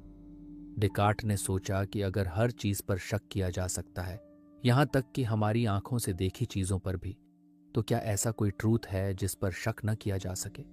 और तभी उसे जवाब मिला, सोचने की क्रिया पर। अगर वो सोच सकती है तो वो जरूर एग्जिस्ट करती है। सोफी को यह बात बहुत डीप लगती है कि सोच ही इंसान की सबसे बड़ी पहचान है। डेकार्ट ने अपने डाउट को एक टूल की तरह यूज किया। उसे लगा कि अगर वो हर बात पर शक करता है तो धीरे धीरे वो ऐसी कुछ बातें खोज पाएगा जिन पर कोई शक नहीं किया जा सकता, और ऐसे कुछ बेसिक ट्रूथ से वो पूरी नॉलेज की बिल्डिंग बनाना चाहता था। डेकार्ट मैथमेटिशियन भी था, इसलिए उसे लगता था कि फिलॉसफी को भी मैथ जितना क्लियर और लॉजिकल होना चाहिए। सोफी को अब लगता है कि डेकार्ट एक ऐसा फिलॉसफर था जो पूरी सर्टेनिटी चाहता था, ऐसा ट्रूथ जो हर किसी के लिए हर समय में यूनिवर्सल हो। लेकिन साथ ही डेकार्ट ने भगवान के अस्तित्व को भी लॉजिकली प्रूव करने की कोशिश की। उसने कहा कि अगर हमारे दिमाग में पूर्ण प्राणी की आइडिया है तो वो आइडिया किसी इम्परफेक्ट इंसान के अंदर खुद नहीं आ सकती, उसे किसी परफेक्ट सोर्स से आना होगा, यानी भगवान से। सोफी अब समझ रही है कि डेकार्ट एक ऐसा पुल था जो फेथ और रीजन के बीच बना था, एक ऐसा थिंकर जो मेडिवल डाउट से निकलकर मॉडर्न क्लैरिटी की ओर बढ़ा।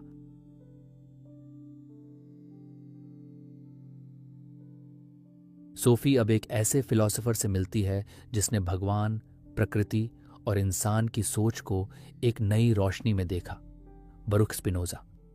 अल्बर्टो उसे बताता है कि स्पिनोजा एक यहूदी परिवार में पैदा हुआ था, लेकिन उसकी सोच इतनी अलग और रेवोल्यूशनरी थी कि उसे उसके अपने धर्म समुदाय से निकाल दिया गया। सोफी को बताया जाता है कि स्पिनोजा ने एक बहुत ही अनोखा और क्लियर तरीका अपनाया सोचने का। वो मानता था कि भगवान और प्रकृति एक ही चीज है, यानी God is not someone sitting in the sky, बल्कि हर चीज में जो ऑर्डर, स्ट्रक्चर और ब्यूटी है वही गॉड है। सोफी को यह बात पहले तो थोड़ी कंफ्यूजिंग लगती है, लेकिन फिर वो समझती है कि स्पिनोजा एक ऐसा थिंकर है जो स्पिरिचुअलिटी को नेचर से जोड़ता है। स्पिनोजा के लिए यूनिवर्स कोई ऐसी जगह नहीं थी जिसे भगवान बाहर से चला रहे हो। यूनिवर्स खुद भगवान का एक्सप्रेशन था। सोफी अब महसूस करती है कि स्पिनोजा इंसान को नेचर का हिस्सा मानते थे, कोई अलग एंटिटी नहीं। इसी कारण उन्होंने ह्यूमन इमोशंस, डिजायर्स और एक्शंस को भी साइंटिफिक तरीके से समझने की कोशिश की, जैसे कि हम जियोमेट्री के नियम समझते हैं। अल्बर्टो बताता है कि स्पिनोजा को लगता था कि ट्रू फ्रीडम तब मिलती है जब हम अपने इमोशंस और डिजायर्स को ठीक से समझें और उनकी वजह जाने। यानी इंसान तभी आजाद है जब वो अपने आप को पूरी तरह पहचान ले। सोफी को लगता है कि स्पिनोजा की बातों में बहुत काल्मनेस और लॉजिक है। वो किसी डर या फेथ से नहीं, बल्कि रीजन और अंडरस्टैंडिंग से जीने की बात करता है। स्पिनोजा एथिक्स के जरिए एक ऐसी दुनिया की कल्पना करता है जहां लोग अपने मन, नेचर और यूनिवर्स को समझकर शांति से जी सकें। उसे यह भी बताया जाता है कि स्पिनोजा का फिलॉसफी सिस्टम बहुत टाइट और क्लियर था। उसने पूरी किताब एथिक्स को जियोमेट्रिक मेथड से लिखा, जैसे कि मैथमेटिकल प्रूफ्स दिए जा रहे हों। सोफी को ऐसा लगता है कि स्पिनोजा एक फिलॉसफर कम और एक स्पिरिचुअल साइंटिस्ट ज्यादा है। उसकी थिंकिंग में कोई पर्सनल गॉड नहीं है, लेकिन फिर भी हर चीज में एक डिवाइन यूनिटी है, एक ऐसा बैलेंस जहां सब कुछ एक सिस्टम का हिस्सा है। स्पिनोजा की क्लैरिटी और सिंप्लिसिटी सोफी को बहुत इंस्पायर करती है। वो अब नेचर को और गहराई से देखने लगती है।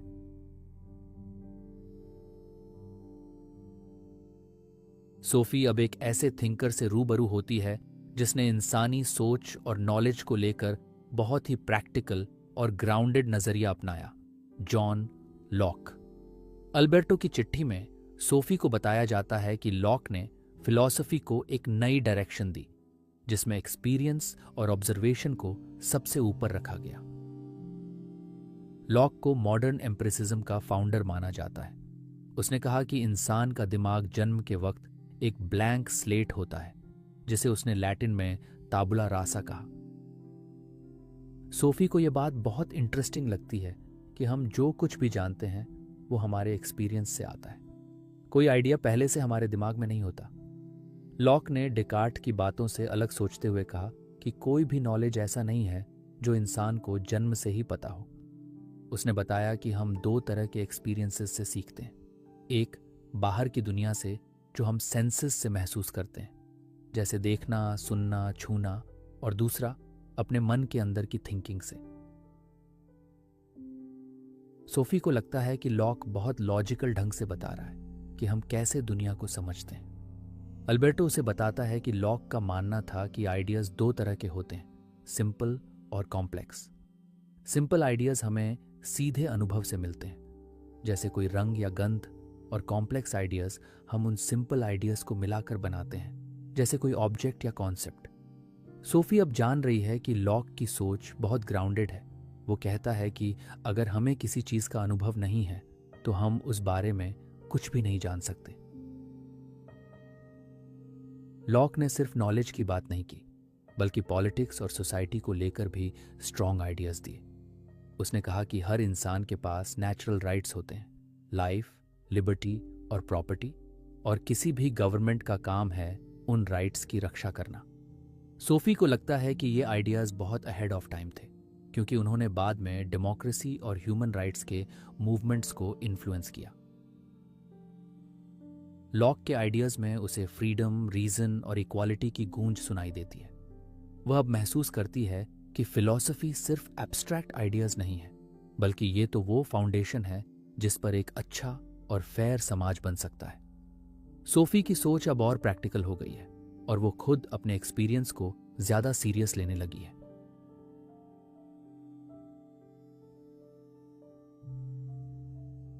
सोफी अब मिलती है एक ऐसे फिलॉसफर से जिसने ह्यूमन माइंड और नॉलेज के बारे में बहुत ही शार्प और क्रिटिकल थिंकिंग की, डेविड ह्यूम। अल्बर्टो की चिट्ठी में उसे पता चलता है कि ह्यूम एक स्कॉटिश थिंकर था जिसने लॉक और एम्पिरिसिस्ट ट्रेडिशन को और आगे बढ़ाया, लेकिन साथ ही उसे चैलेंज भी किया। सोफी को बताया जाता है कि ह्यूम ने कहा, हमें जो कुछ भी नॉलेज है वो सिर्फ हमारे अनुभव पर आधारित है और इसके बाहर की कोई बात हम पक्के तौर पर नहीं जान सकते। यानी अगर हम किसी चीज को देख, सुन या छू नहीं सकते तो उस पर भरोसा करना तर्क संगत नहीं होगा। ह्यूम ने खास तौर पर कॉज एंड इफेक्ट को लेकर बड़ा सवाल उठाया।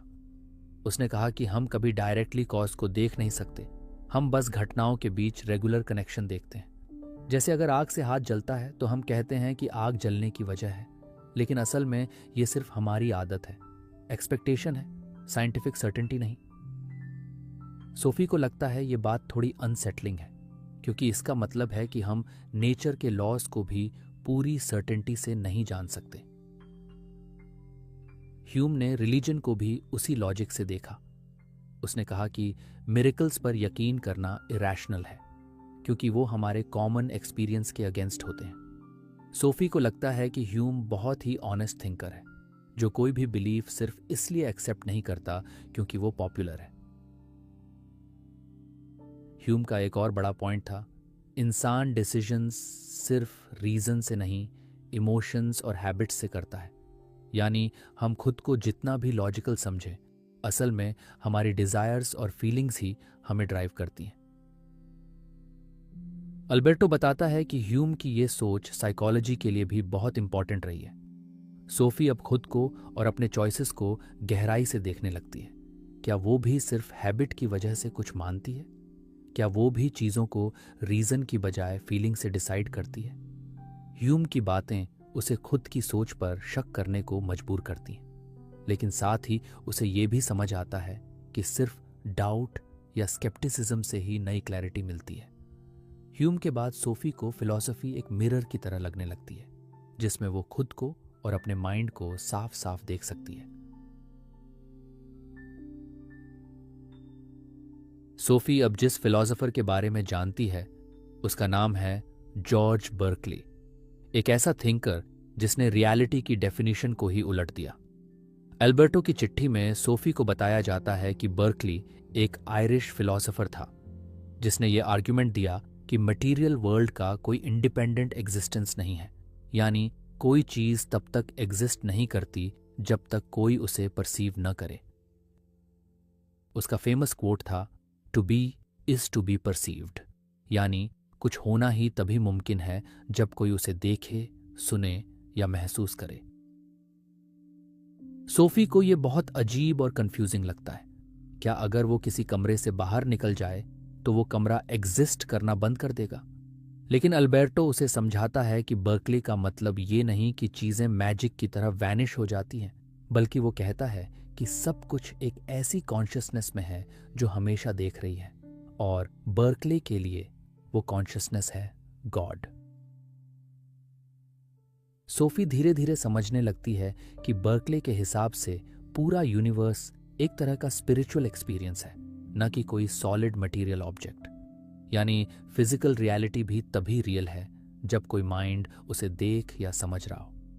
इस सोच से सोफी को फिर डेकार्ट और लॉक की बातें याद आती हैं, और वो सोचती है कि फिलॉसफी में कैसे हर थिंकर एक दूसरे के आइडियाज को चैलेंज करता है। बर्कले की फिलॉसफी आइडियलिज्म कहलाती है, जिसमें आइडियाज को ही रियलिटी माना जाता है। अल्बर्टो बताता है कि बर्कले को लगता था कि अगर हम गॉड की मौजूदगी न माने तो फिर जब कोई इंसान किसी ऑब्जेक्ट को नहीं देख रहा होता, तब वो ऑब्जेक्ट कैसे मौजूद रह सकता है। इसलिए उसने कहा कि गॉड हमेशा हर चीज को परसीव कर रहा है, इसलिए दुनिया लगातार बनी रहती है। सोफी के लिए ये सोच बहुत ही नई और चौंकाने वाली है। उसे अब समझ में आ रहा है कि रियलिटी सिर्फ बाहर की चीज नहीं, बल्कि ये हमारी कॉन्शियसनेस और परसेप्शन से गहराई से जुड़ी है। बर्कले की बातों से सोफी अब ये सोचने लगती है कि हम जिस वर्ल्ड को इतना सॉलिड और फिक्स मानते हैं, वो शायद उतना ही फ्रैजाइल है जितना हमारा परसेप्शन। अब वो अपनी सराउंडिंग्स को एक अलग नजर से देखने लगती है, हर चीज को एक क्वेश्चन की तरह, एक रहस्य की तरह। और उसे समझ में आता है कि फिलॉसफी न सिर्फ आंसर्स देती है, बल्कि हमें नए क्वेश्चंस पूछने की हिम्मत भी देती है।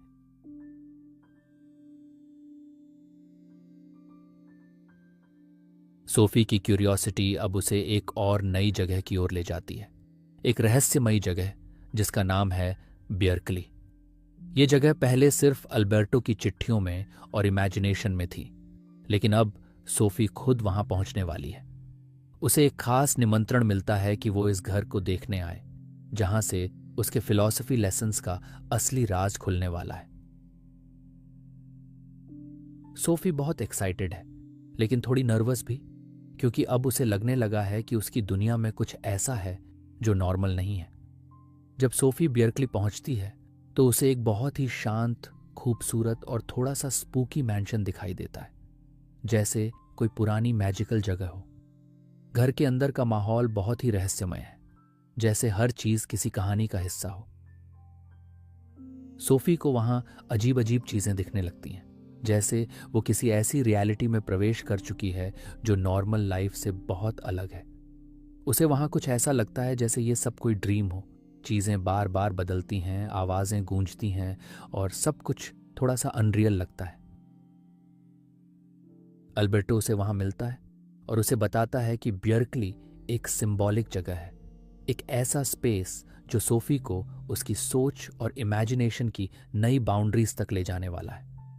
इस जगह पर आकर सोफी को ये रियलाइजेशन होता है कि उसके सवाल, उसका क्यूरियोसिटी और उसकी समझ, ये सब मिलकर एक नई दुनिया बना रहे हैं। अल्बर्टो धीरे धीरे उसे इस बात की ओर ले जाता है कि शायद वो और सोफी भी किसी और की स्टोरी का हिस्सा हैं। बियर्कली में रहते हुए सोफी को लगता है कि वो एक अंतर्निहित सीमा पर खड़ी है, एक ओर वास्तविक दुनिया और दूसरी ओर कल्पना, कल्पना और फिलॉसफी की दुनिया। अल्बर्टो उसे बताता है कि ये प्लेस सिर्फ एक फिजिकल घर नहीं है, बल्कि एक ऐसा प्लेटफॉर्म है जहां थॉट एक्सपेरिमेंट्स को जिया जा सकता है। सोफी अब समझने लगती है कि उसका पूरा जर्नी सिर्फ नॉलेज का नहीं, बल्कि आइडेंटिटी और एग्जिस्टेंस की डीपर खोज का हिस्सा है। ये चैप्टर इस बात का संकेत है कि अब सोफी की दुनिया बदलने वाली है और उसकी कहानी भी। अब वो सिर्फ फिलोसॉफिकल कॉन्सेप्ट्स नहीं सीख रही है, वो खुद एक फिलोसॉफिकल मिस्ट्री का हिस्सा बन चुकी है।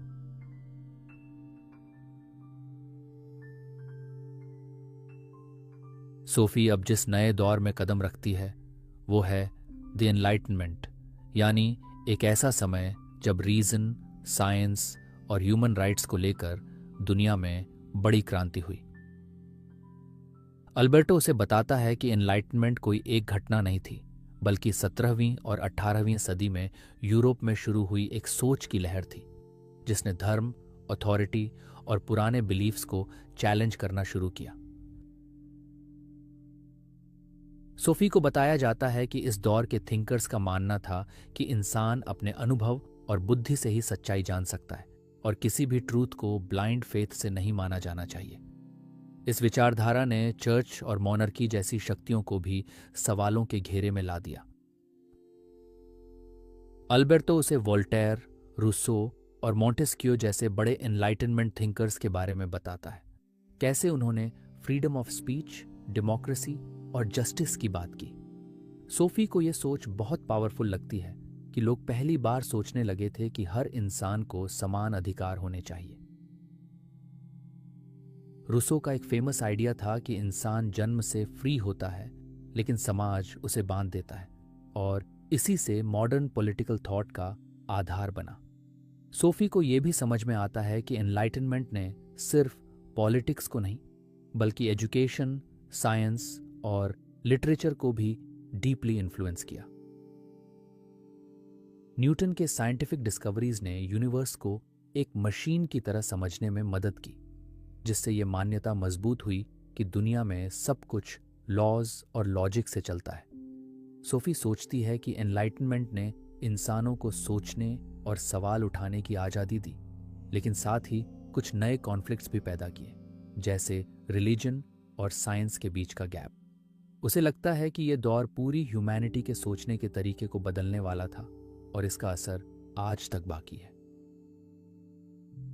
अल्बर्टो उसे यह भी बताता है कि एनलाइटनमेंट की वजह से ही बाद में अमेरिकन रेवोल्यूशन और फ्रेंच रेवोल्यूशन जैसे बड़े बदलाव हुए। सोफी अब खुद को उस ट्रेडिशन का हिस्सा मानने लगती है जहां सोचने की आज़ादी सबसे बड़ी ताकत मानी जाती है। ये चैप्टर सोफी को यह सिखाता है कि सोच, तर्क और सवाल ही वो टूल्स हैं जिनसे हम समाज को और खुद को बदल सकते हैं।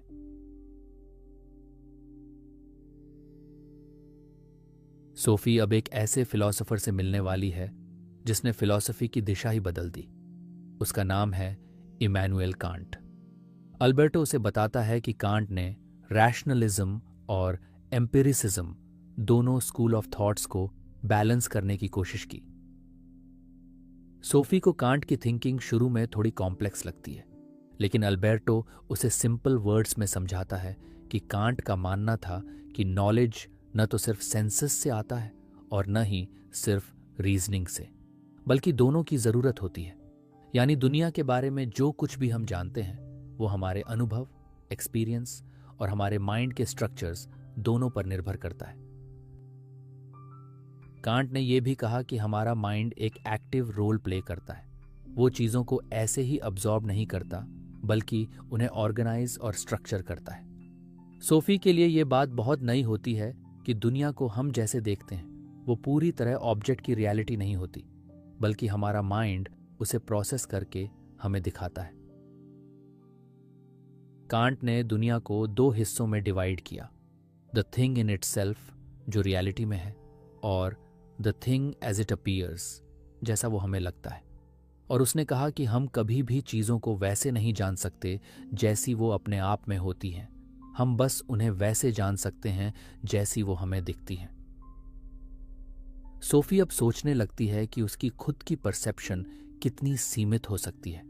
अल्बर्टो उसे बताता है कि कांट ने मॉरल फिलॉसफी में भी बहुत गहरी बातें कही थीं, जैसे कैटेगोरिकल इम्परेटिव, जिसका मतलब है कि हमें वैसे काम करने चाहिए जैसे हम चाहते हैं कि वो नियम सब पर लागू हों।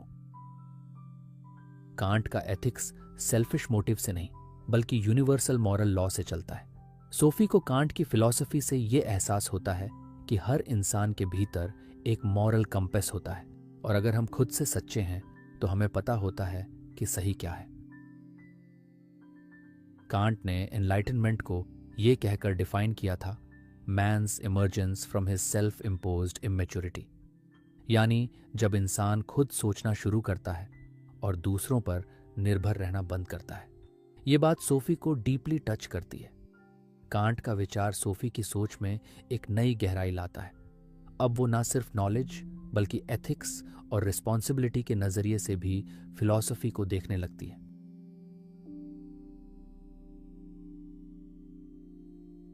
सोफी अब एक ऐसे दौर से गुजरती है जो एनलाइटनमेंट के बाद आया और बिल्कुल अलग था। उसे कहा जाता है रोमांटिसिज्म। अल्बर्टो उसे बताता है कि जहां एनलाइटनमेंट ने रीजन, लॉजिक और साइंस पर जोर दिया था, वहीं रोमांटिसिज्म का फोकस इमोशन, इमेजिनेशन और नेचर पर था। सोफी को यह बदलाव बहुत दिलचस्प लगता है, क्योंकि अब तक वो सोच रही थी कि सिर्फ तर्क से ही सब समझा जा सकता है। लेकिन रोमांटिक थिंकर्स ने कहा कि इंसानी भावना, कला और प्रकृति का अनुभव भी उतना ही जरूरी है। ये लोग मानते थे कि सिर्फ फैक्ट्स से इंसान की पूरी समझ नहीं बनती, उसमें हार्ट भी होना चाहिए। सोफी को विलियम वर्ड्सवर्थ, गोएथे और शेली जैसे पोएट्स और थिंकर्स के बारे में बताया जाता है, जिन्होंने अपनी कविताओं और राइटिंग्स में नेचर को सेलिब्रेट किया और इंसान को कॉस्मिक एग्जिस्टेंस का हिस्सा माना। उसे बताया जाता है कि रोमांटिक पोएट्स को लगता था कि चाइल्डहुड ड्रीम्स और इमोशंस में एक खास तरह की प्यूरिटी होती है, जिसे दुनिया ने धीरे धीरे खो दिया है। अल्बर्टो उसे दिखाता है कि किस तरह रोमांटिसिज्म ने ना सिर्फ पोएट्री को बदला, बल्कि फिलॉसफी, पेंटिंग और इवन पॉलिटिक्स को भी डीपली इन्फ्लुएंस किया। सोफी अब समझने लगती है कि फिलॉसफी सिर्फ ड्राई कॉन्सेप्ट्स नहीं है, वो तो दिल से जुड़ी हुई भी है। उसे महसूस होता है कि हम जब किसी सनसेट को देखते हैं या किसी पोएम को पढ़ते हैं, तो जो भावना आती है वो भी हमें ट्रूथ के करीब लाती है। रोमांटिसिज्म के थिंकर्स मानते थे कि हर इंसान के अंदर एक आर्टिस्ट होता है, एक क्रिएटर जो अपनी इमेजिनेशन से नई दुनिया बना सकता है। सोफी को यह सोच बहुत इंस्पायरिंग लगती है, क्योंकि वो खुद भी ऐसी ही इमेजिनेशन रखती है। उसे लगता है कि फिलॉसफी में सिर्फ पूछना नहीं होता, महसूस करना भी उतना ही जरूरी है। अल्बर्टो उसे यह भी बताता है कि रोमांटिसिज्म ने लेटर एग्जिस्टेंशियलिस्ट थिंकर्स को भी इंस्पायर किया, क्योंकि इसने इंडिविजुअल एक्सपीरियंस को बहुत महत्व दिया। सोफी अब अपने फिलोसॉफिकल जर्नी को और भी पर्सनल समझने लगती है। वो अब सिर्फ एक स्टूडेंट नहीं है, बल्कि एक सीकर है जो अपने अंदर और बाहर की दुनिया को गहराई से एक्सप्लोर कर रही है। इस चैप्टर के बाद सोफी को यह एहसास होता है कि ज्ञान सिर्फ दिमाग से नहीं, दिल से भी आता है।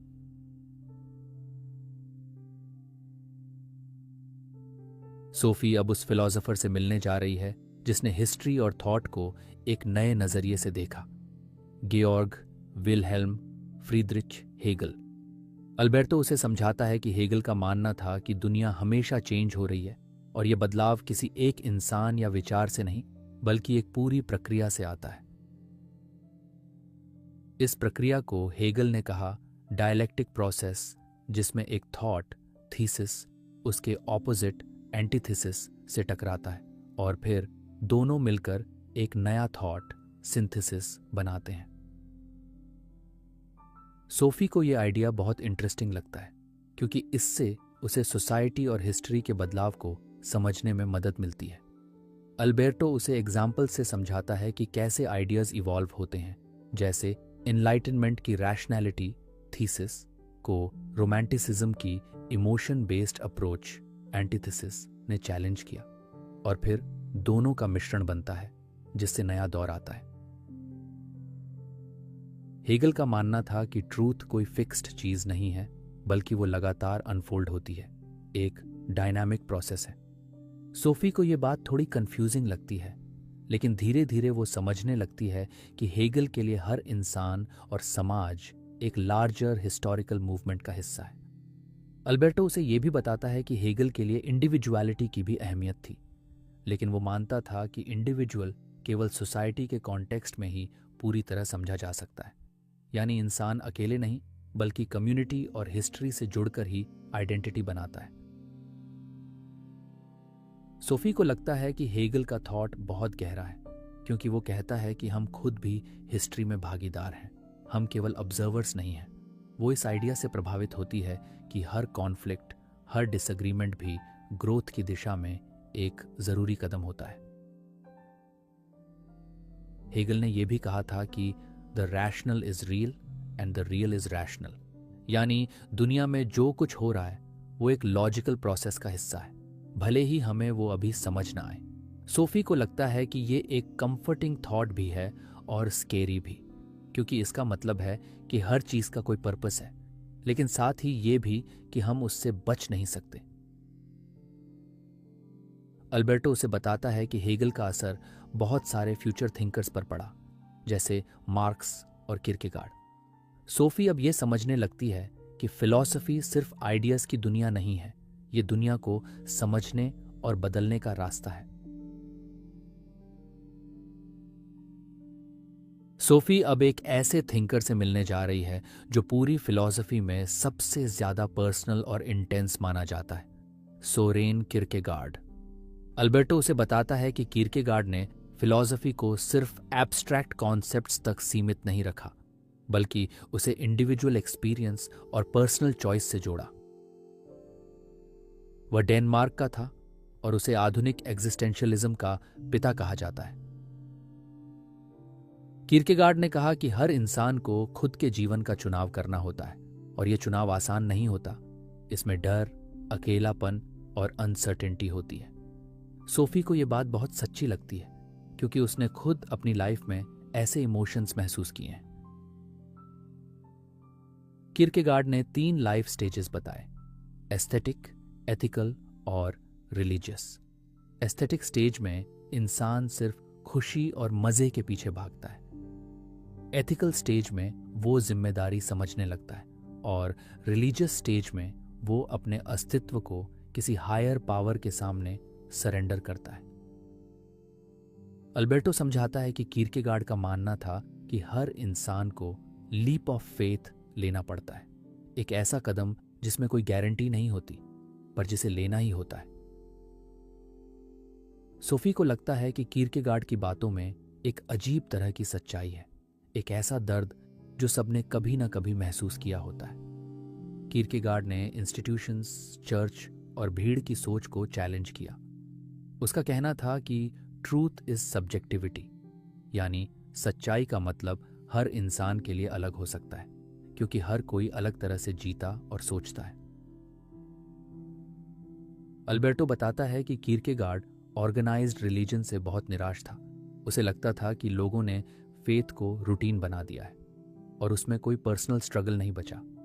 सोफी को यह जानकर अच्छा लगता है कि कोई फिलॉसफर ऐसा भी था जिसने इंसान के अंदर के संघर्ष को सबसे बड़ी रियलिटी माना। किरकेगार्ड ने इस बात पर जोर दिया कि इंसान को भीड़ का हिस्सा बनने के बजाय खुद को समझना चाहिए और खुद की सच्चाई से जीना चाहिए, भले ही वो मुश्किल हो। किरकेगार्ड ने उसे दिखाया कि कभी कभी सवालों का जवाब बाहर नहीं, अंदर होता है और उस जवाब तक पहुंचने के लिए अकेले चलना पड़ता है। अब सोफी पहले से ज्यादा समझदार, गहरी और थोड़ी उदास भी हो गई है, लेकिन अब वो सच्चाई को और ज्यादा ईमानदारी से देखने लगी है।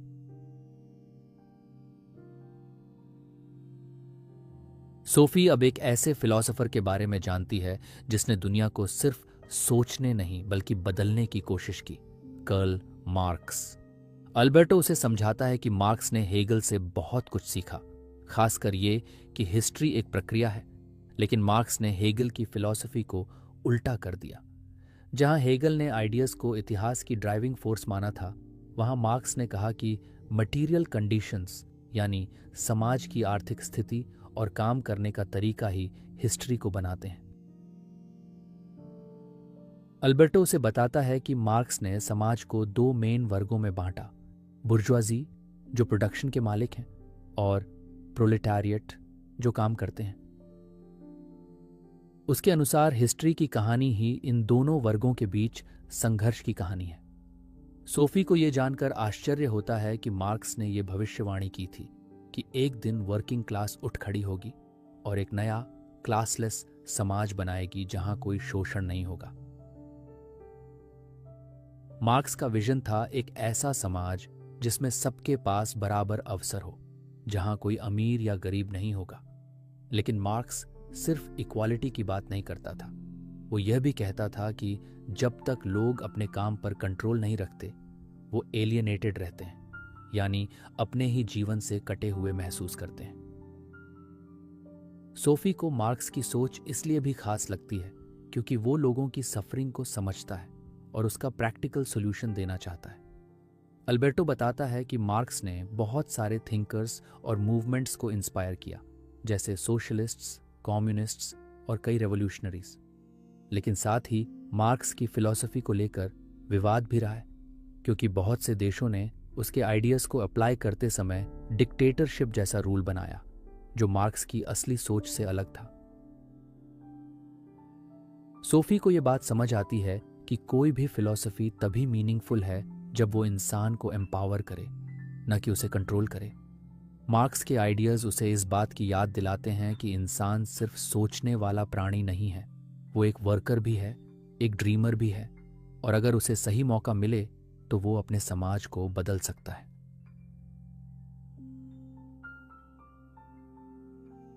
सोफी अब ऐसे थिंकर से मिलने जा रही है जिसने हमारे इंसान होने की समझ को पूरी तरह बदल दिया, चार्ल्स डार्विन।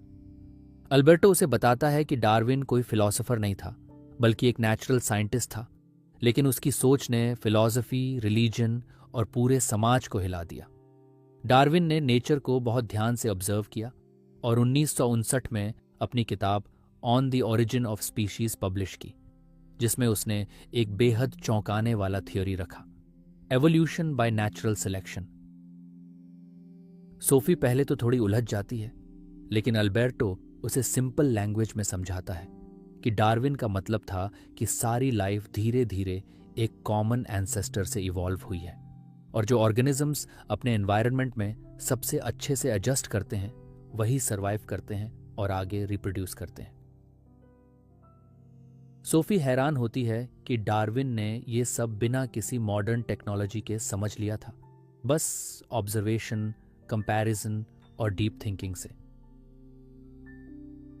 डार्विन का ये कहना कि इंसान भी दूसरे जानवरों की तरह एवोल्यूशन का नतीजा है, उस समय के लिए बहुत शॉकिंग था, क्योंकि लोग मानते थे कि इंसान को भगवान ने अलग और खास बनाया है। लेकिन डार्विन ने बताया कि इंसान भी नेचर का हिस्सा है और वो भी उसी प्रोसेस से बना है जिससे बाकी जानवर बने हैं। सोफी को अब समझ आता है कि डार्विन ने केवल बायोलॉजी नहीं बदली, उसने थियोलॉजी, एथिक्स और ह्यूमन आइडेंटिटी पर भी बड़ा असर डाला। अल्बर्टो उसे बताता है कि डार्विन की थ्योरी से ये बात भी सामने आई कि नेचर में कोई फिक्स्ड पर्पस नहीं है, कोई डिज़ाइन नहीं है, सब कुछ चांस और एडेप्टेशन पर आधारित है। इससे कई लोगों को एग्जिस्टेंशियल क्राइसिस हुआ, लेकिन साइंस की दुनिया में ये एक नई सोच का दरवाज़ा खोलती है। सोफी सोचती है कि अगर इंसान नेचर से अलग नहीं है तो हमें नेचर के साथ हार्मनी में रहना चाहिए, न कि उसे कंट्रोल करने की कोशिश करनी चाहिए। डार्विन की थिंकिंग उसे ये भी सिखाती है कि हर चीज़ धीरे धीरे बदलती है और यही बदलाव जीवन की असली पहचान है। डार्विन के बाद सोफी खुद को नेचर का हिस्सा मानने लगती है और अब वो हर चीज़ को एक लंबा जुड़ा हुआ प्रक्रिया के रूप में देखने लगती है। उसे अब यह एहसास होता है कि साइंस और फिलॉसफी एक दूसरे से अलग नहीं है, दोनों ही हमें ये समझने में मदद करते हैं कि हम कौन हैं और इस दुनिया में हमारा क्या स्थान है।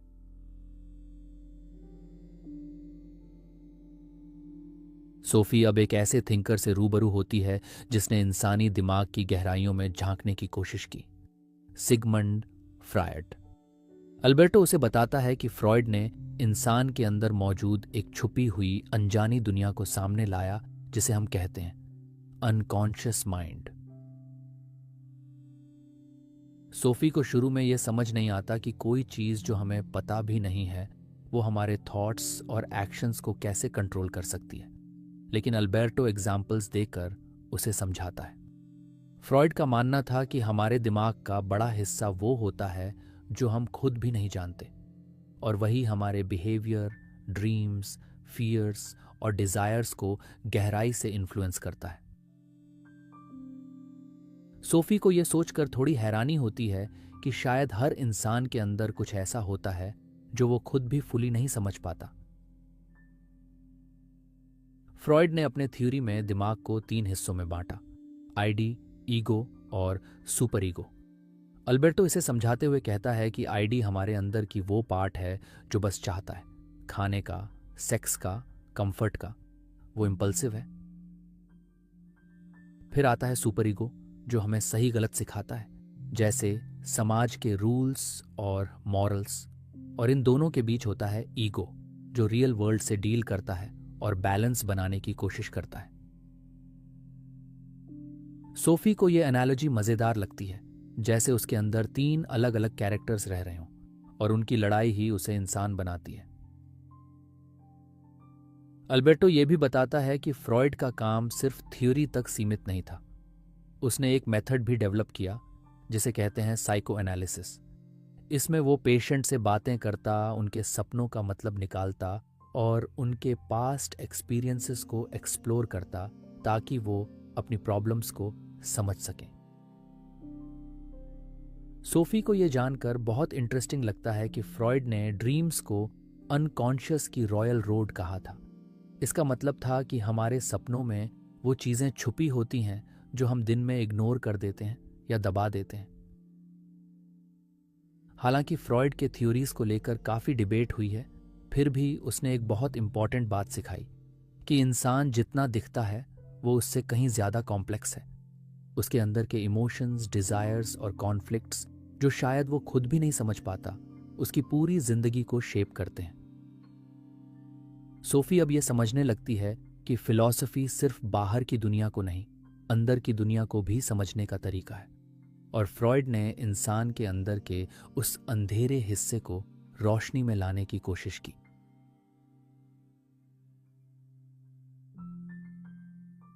अब सोफी और अल्बर्टो ऐसे समय की तरफ बढ़ते हैं जिसे वो हमारा समय कहते हैं, यानी वो दौर जो सोफी के खुद के युग से जुड़ा है। अल्बर्टो उसे बताता है कि अब तक वो जिन फिलोसोफर्स के बारे में पढ़ती आई है वे सब किसी न किसी हिस्टोरिकल बैकग्राउंड से जुड़े थे, लेकिन अब वो ऐसे थॉट्स को एक्सप्लोर करेगी जो बिल्कुल नए हैं और आज की दुनिया को रिफ्लेक्ट करते हैं। 20वीं सदी में फिलॉसफी ने एक नया मोड़ लिया। अब सवाल सिर्फ ये नहीं था कि दुनिया क्या है या हम कौन हैं, बल्कि ये भी कि हम नॉलेज कैसे पाते हैं, लैंग्वेज कैसे काम करती है और ट्रूथ का मतलब क्या है। सोफी को अब एग्जिस्टेंशियलिज्म, स्ट्रक्चरलिज्म और पोस्ट मॉडर्निज्म जैसे मूवमेंट्स के बारे में पता चलता है, और अल्बर्टो उन्हें सिंपल वर्ड्स में एक्सप्लेन करता है। एग्जिस्टेंशियलिज्म कहता है कि इंसान की कोई प्री डिफाइंड आइडेंटिटी नहीं होती, हम अपनी चॉइसेस से खुद को डिफाइन करते हैं। अल्बर्टो बताता है कि थिंकर्स जैसे जॉन पॉल सार्त्र और अल्बर कमू ने इस बात पर जोर दिया कि लाइफ मीनिंगलेस हो सकती है, लेकिन इसी मीनिंगलेसनेस में इंसान को खुद अपना मीनिंग क्रिएट करना होता है। सोफी को यह बात बहुत पावरफुल लगती है कि वो खुद अपनी जिंदगी की ऑथर है। फिर वो जानती है कि फिलॉसफी अब लैंग्वेज पर भी ध्यान देने लगी है। जैसे कि लुडविग विटगेनस्टाइन ने यह कहा कि हमारी सोच हमारी भाषा से बंधी होती है। इसका मतलब है कि हम किसी चीज को तभी सोच सकते हैं जब हमारे पास उसे एक्सप्रेस करने के लिए वर्ड्स होते हैं। पोस्ट मॉडर्न फिलोसोफर्स ने एक और नई बात कही कि कोई एब्सोल्यूट ट्रूथ नहीं होता, हर ट्रूथ किसी पर्सपेक्टिव से देखा गया वर्जन होता है। सोफी पहले थोड़ी कंफ्यूज्ड हो जाती है, लेकिन अल्बर्टो उसे समझाता है कि जैसे हर इंसान की नज़र से दुनिया अलग लगती है, वैसे ही हर कल्चर, हर सोसाइटी का अपना एक ट्रूथ होता है। अब वो समझ जाती है कि फिलॉसफी अब सिर्फ एब्स्ट्रैक्ट थिंकिंग नहीं है, बल्कि आज के सोसाइटी, मीडिया और पॉलिटिक्स से भी जुड़ी है। ये सब बातें सोफी के माइंड को और खुला करती हैं और वो अब खुद को एक मॉडर्न थिंकर की तरह महसूस करने लगती है।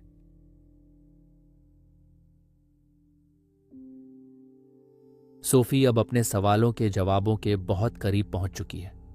इस चैप्टर की शुरुआत होती है एक शानदार गार्डन पार्टी से, एक ऐसा आयोजन जो सिर्फ एक पार्टी नहीं बल्कि एक सिंबल बन जाता है सोफी की पूरी जर्नी का।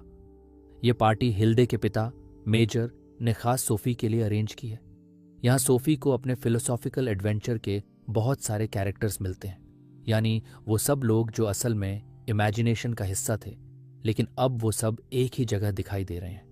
ये पूरा माहौल बिल्कुल ड्रीम जैसा लगता है और सोफी को ये समझने में थोड़ा वक्त लगता है कि वो किस तरह की दुनिया में खड़ी है। इस पार्टी में प्लेटो भी है, डिकार्ट भी, डार्विन भी, फ्रॉइड भी, और ये सब किसी फिलोसॉफिकल म्यूजियम की तरह सोफी से इंटरैक्ट करते हैं। एक तरह से यह पार्टी सोफी की माइंड में चल रहे आइडियाज का एक रियल टाइम थिएटर बन जाती है। अल्बर्टो सोफी को यह समझाता है कि यह पार्टी भी एक इल्यूजन है, एक ऐसा कंस्ट्रक्टेड रियलिटी जो हिल्डे के इमेजिनेशन और उसके पिता की प्लानिंग का नतीजा है। यहाँ सोफी और अल्बर्टो को एहसास होता है कि वे अब खुद एक फिक्शन का हिस्सा बन चुके हैं और वो किताब जिसे हम पढ़ रहे हैं उसी फिक्शन की कहानी है। सोफी धीरे धीरे इस बात को एक्सेप्ट करने लगती है कि उसका अस्तित्व, उसका जीवन, उसके सारे एक्सपीरियंसेस एक कहानी के कैरेक्टर्स की तरह डिजाइन किए गए हैं और अब उसका मकसद है इस कहानी से बाहर निकलना। यहीं से शुरू होता है सोफी और अल्बर्टो का फाइनल मिशन, फिक्शन से बाहर निकलना। अल्बर्टो सोफी से कहता है कि अगर हम यह मान लें कि हम बस किसी की इमेजिनेशन का हिस्सा हैं, तो क्या हम अपने लिए कोई अलग रियलिटी क्रिएट कर सकते हैं? यह सवाल सोफी को अंदर तक झकझोर देता है। गार्डन पार्टी में हर चीज सिंबॉलिक है, हर गेस्ट, हर सेटिंग, हर एक्शन कुछ न कुछ दर्शाता है। यहां फिलॉसफी सिर्फ एक सब्जेक्ट नहीं रह जाती, बल्कि एक अनुभव बन जाती है। सोफी यहां पूरी तरह से अवेक है, इमोशनली, इंटेलेक्चुअली और स्पिरिचुअली। उसे अब यह समझ आता है कि उसके क्वेश्चंस ने ही उसे इतना अवेयर बना दिया है कि वो अब खुद को एक पपेट की तरह नहीं, बल्कि एक थिंकर की तरह देख सकती है। अल्बर्टो के साथ मिलकर वो तय करती है कि अब उन्हें इस स्टोरी से बाहर निकलना होगा ताकि वो अपनी रियल आइडेंटिटी डिस्कवर कर सके।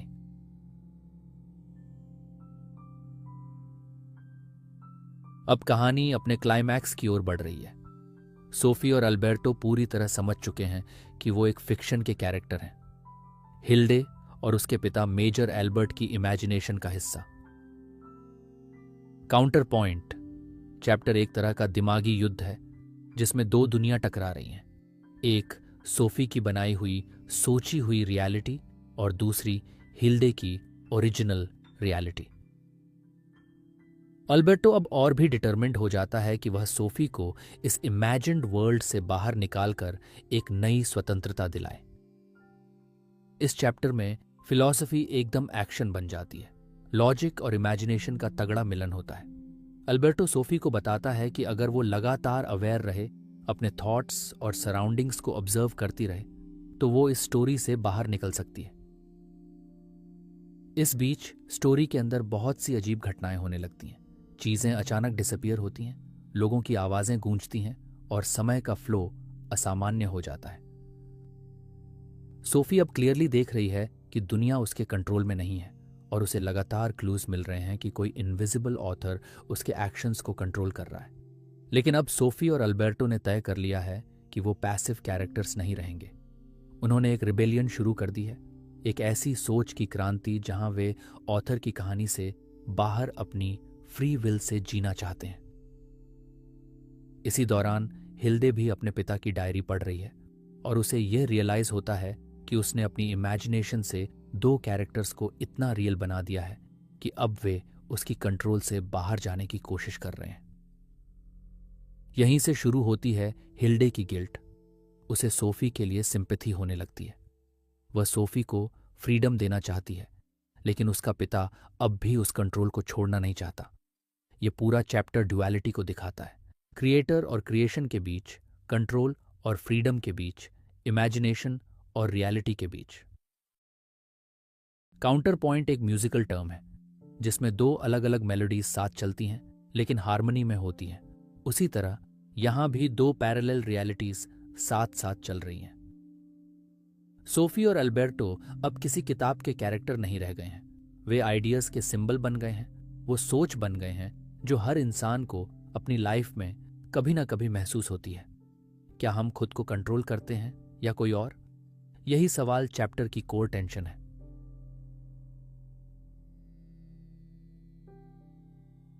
अब कहानी पूरी तरह से हिल्डे की दुनिया में शिफ्ट हो जाती है। इस चैप्टर में पहली बार सोफी और अल्बर्टो पूरी तरह बैकग्राउंड में चले जाते हैं और स्पॉटलाइट अब हिल्डे पर है, उस लड़की पर जिसकी इमेजिनेशन ने सोफी की पूरी दुनिया को जन्म दिया। हिल्डे अपने पापा की बनाई हुई कहानी को पढ़ते हुए डीपली इमोशनल हो जाती है। उसे महसूस होता है कि सोफी और अल्बर्टो उसके पापा की इमेजिनेशन में सिर्फ कैरेक्टर्स नहीं हैं, बल्कि अब वो एक तरह से अलाइव हो गए हैं। वो सोच सकते हैं, सवाल पूछ सकते हैं और रिबेलियन तक कर सकते हैं। हिल्डे को गिल्ट भी महसूस होता है कि वो अब तक सिर्फ एक ऑब्जर्वर थी, लेकिन अब वो खुद सोफी की साइड लेने लगती है। उसे लगता है कि उसके पापा को अब ये कहानी खत्म नहीं करनी चाहिए, बल्कि सोफी और अल्बर्टो को अपनी जर्नी पूरी करने देनी चाहिए। इस चैप्टर में हिल्डे अपने पापा के नोट्स और लेटर्स को पढ़ते हुए एक तरह की मेंटल यात्रा पर निकलती है। वो पीछे जाती है, सोफी की पूरी फिलोसॉफिकल जर्नी को फिर से देखती है और उसे ये रियलाइजेशन होता है कि फिलॉसफी सिर्फ किताबों में पढ़ने की चीज नहीं है, बल्कि वो एक मिरर है जो इंसान को खुद से मिलवाती है। हिल्डे सोफी से इमोशनली जुड़ने लगती है और वो खुद से सवाल करने लगती है कि क्या वो भी सिर्फ किसी और की कहानी का हिस्सा हो सकती है। ये थॉट उसे थोड़ा डराता है, लेकिन एक्साइट भी करता है। यहीं से हिल्डे खुद एक फिलोसोफर बनने लगती है। वो सोचने लगती है कि अगर उसके इमेजिनेशन से सोफी और अल्बर्टो जैसे कॉम्प्लेक्स कैरेक्टर्स निकल सकते हैं, तो क्या इमेजिनेशन भी एक तरह की रियलिटी है? इसी दौरान हिल्डे अपने पिता को इनडायरेक्टली मैसेज देने लगती है कि अब वो कंट्रोल छोड़ दें और सोफी को फ्री कर दें। वो सटल हिंट्स भेजती है, कहानी में नोट्स छोड़ती है और अपने माइंड से न्यू आइडियाज इमेजिन करती है। ये चैप्टर बहुत मेटा हो जाता है क्योंकि अब रीडर भी सोचने लगता है कि वो खुद कौन है। क्या वो भी सिर्फ किसी और की कहानी का रीडर है या कोई अनदेखा लेखक उसकी जिंदगी को नियंत्रण कर रहा है? हिल्डे अब सिर्फ एक डॉटर नहीं रह जाती, वो अब एक थिंकर बन जाती है और उसकी सिंपैथी, इमेजिनेशन और सोच सोफी को एक नया मोड़ देने लगती है। अब कहानी अपने ग्रैंड फिनाले की ओर बढ़ रही है, एक ऐसी एंडिंग जो रियलिटी, फिक्शन और इमेजिनेशन के सारे बाउंड्रीज को डिसॉल्व कर देती है।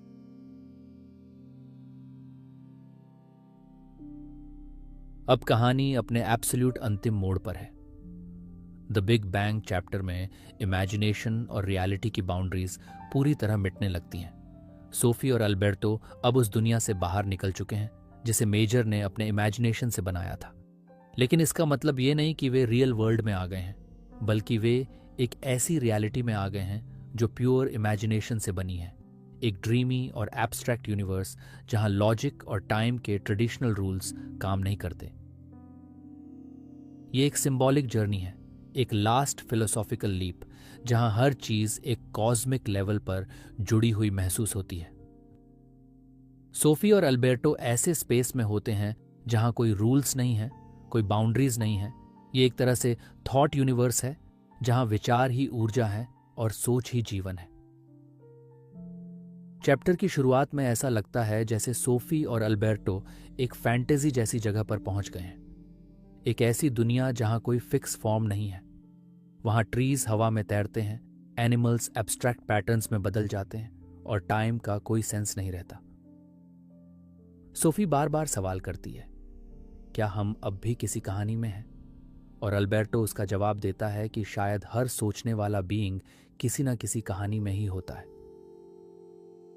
अब यह कहानी एक डीपली फिलोसॉफिकल रिफ्लेक्शन में बदल जाती है, जैसे प्लेटो की केव थियोरी, कांट का नूमिनल वर्ल्ड और एग्जिस्टेंशियलिज्म की फ्री विल का क्लाइमैक्स एक साथ आ रहा हो।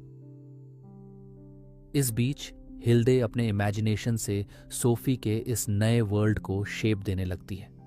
वो एक गाइडिंग फोर्स बन जाती है, लेकिन इस बार कंट्रोलिंग नहीं, बल्कि नर्चरिंग इमेजिनेशन की तरह। हिल्डे अपने पापा को भी एक लेटर लिखती है जिसमें वो क्लियरली कहती है कि अब सोफी और अल्बर्टो को अपना पाथ खुद चुनने देना चाहिए। ये चैप्टर फुल सर्कल ले आता है। सोफी जो एक कंफ्यूज्ड लड़की थी, अब एक अवेकेंड थिंकर बन चुकी है, और अल्बर्टो जो शुरुआत में सिर्फ एक टीचर था, अब खुद सोफी के थ्रू इवॉल्व्ड हो चुका है। द बिग बैंग एक रियल साइंटिफिक आइडिया को सिंबॉलिकली प्रेजेंट करता है, जैसे एक नई दुनिया की शुरुआत हो रही हो, सिर्फ मैटर से नहीं बल्कि विचारों से, फ्रीडम से और इमेजिनेशन की रॉ पावर से। सोफी और अल्बर्टो अब रियल या अनरियल नहीं रह गए, वे ऐसे आइडियाज बन गए हैं जो कभी खत्म नहीं होते। और यही है सोफीज वर्ल्ड का अल्टीमेट मैसेज। सोचो, सवाल पूछो और अपनी रियलिटी खुद बनाओ।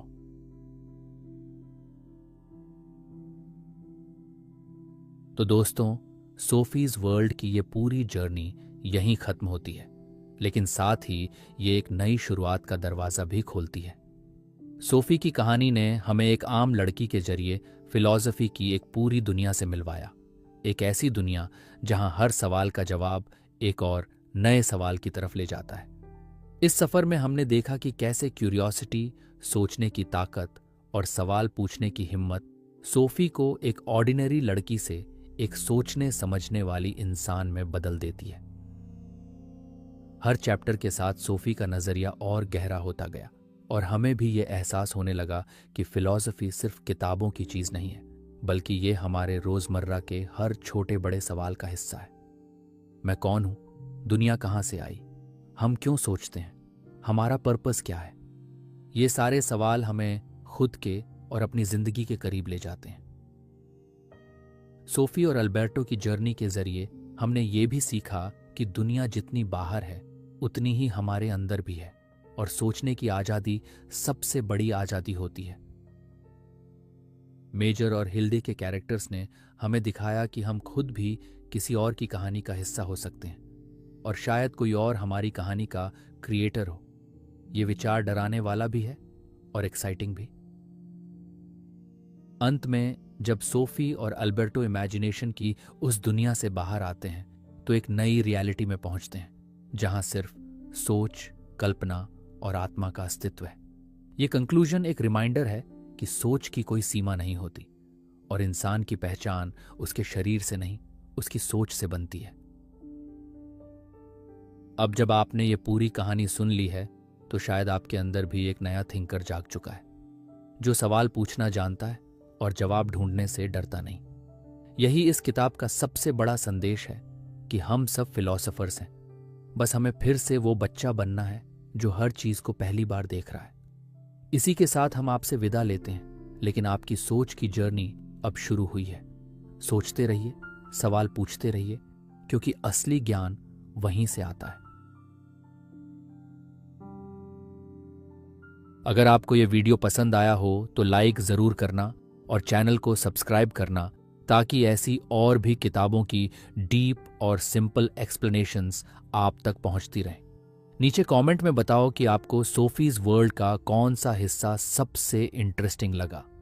फिर मिलते हैं एक नई किताब, एक नई सोच और एक नई जर्नी के साथ। धन्यवाद।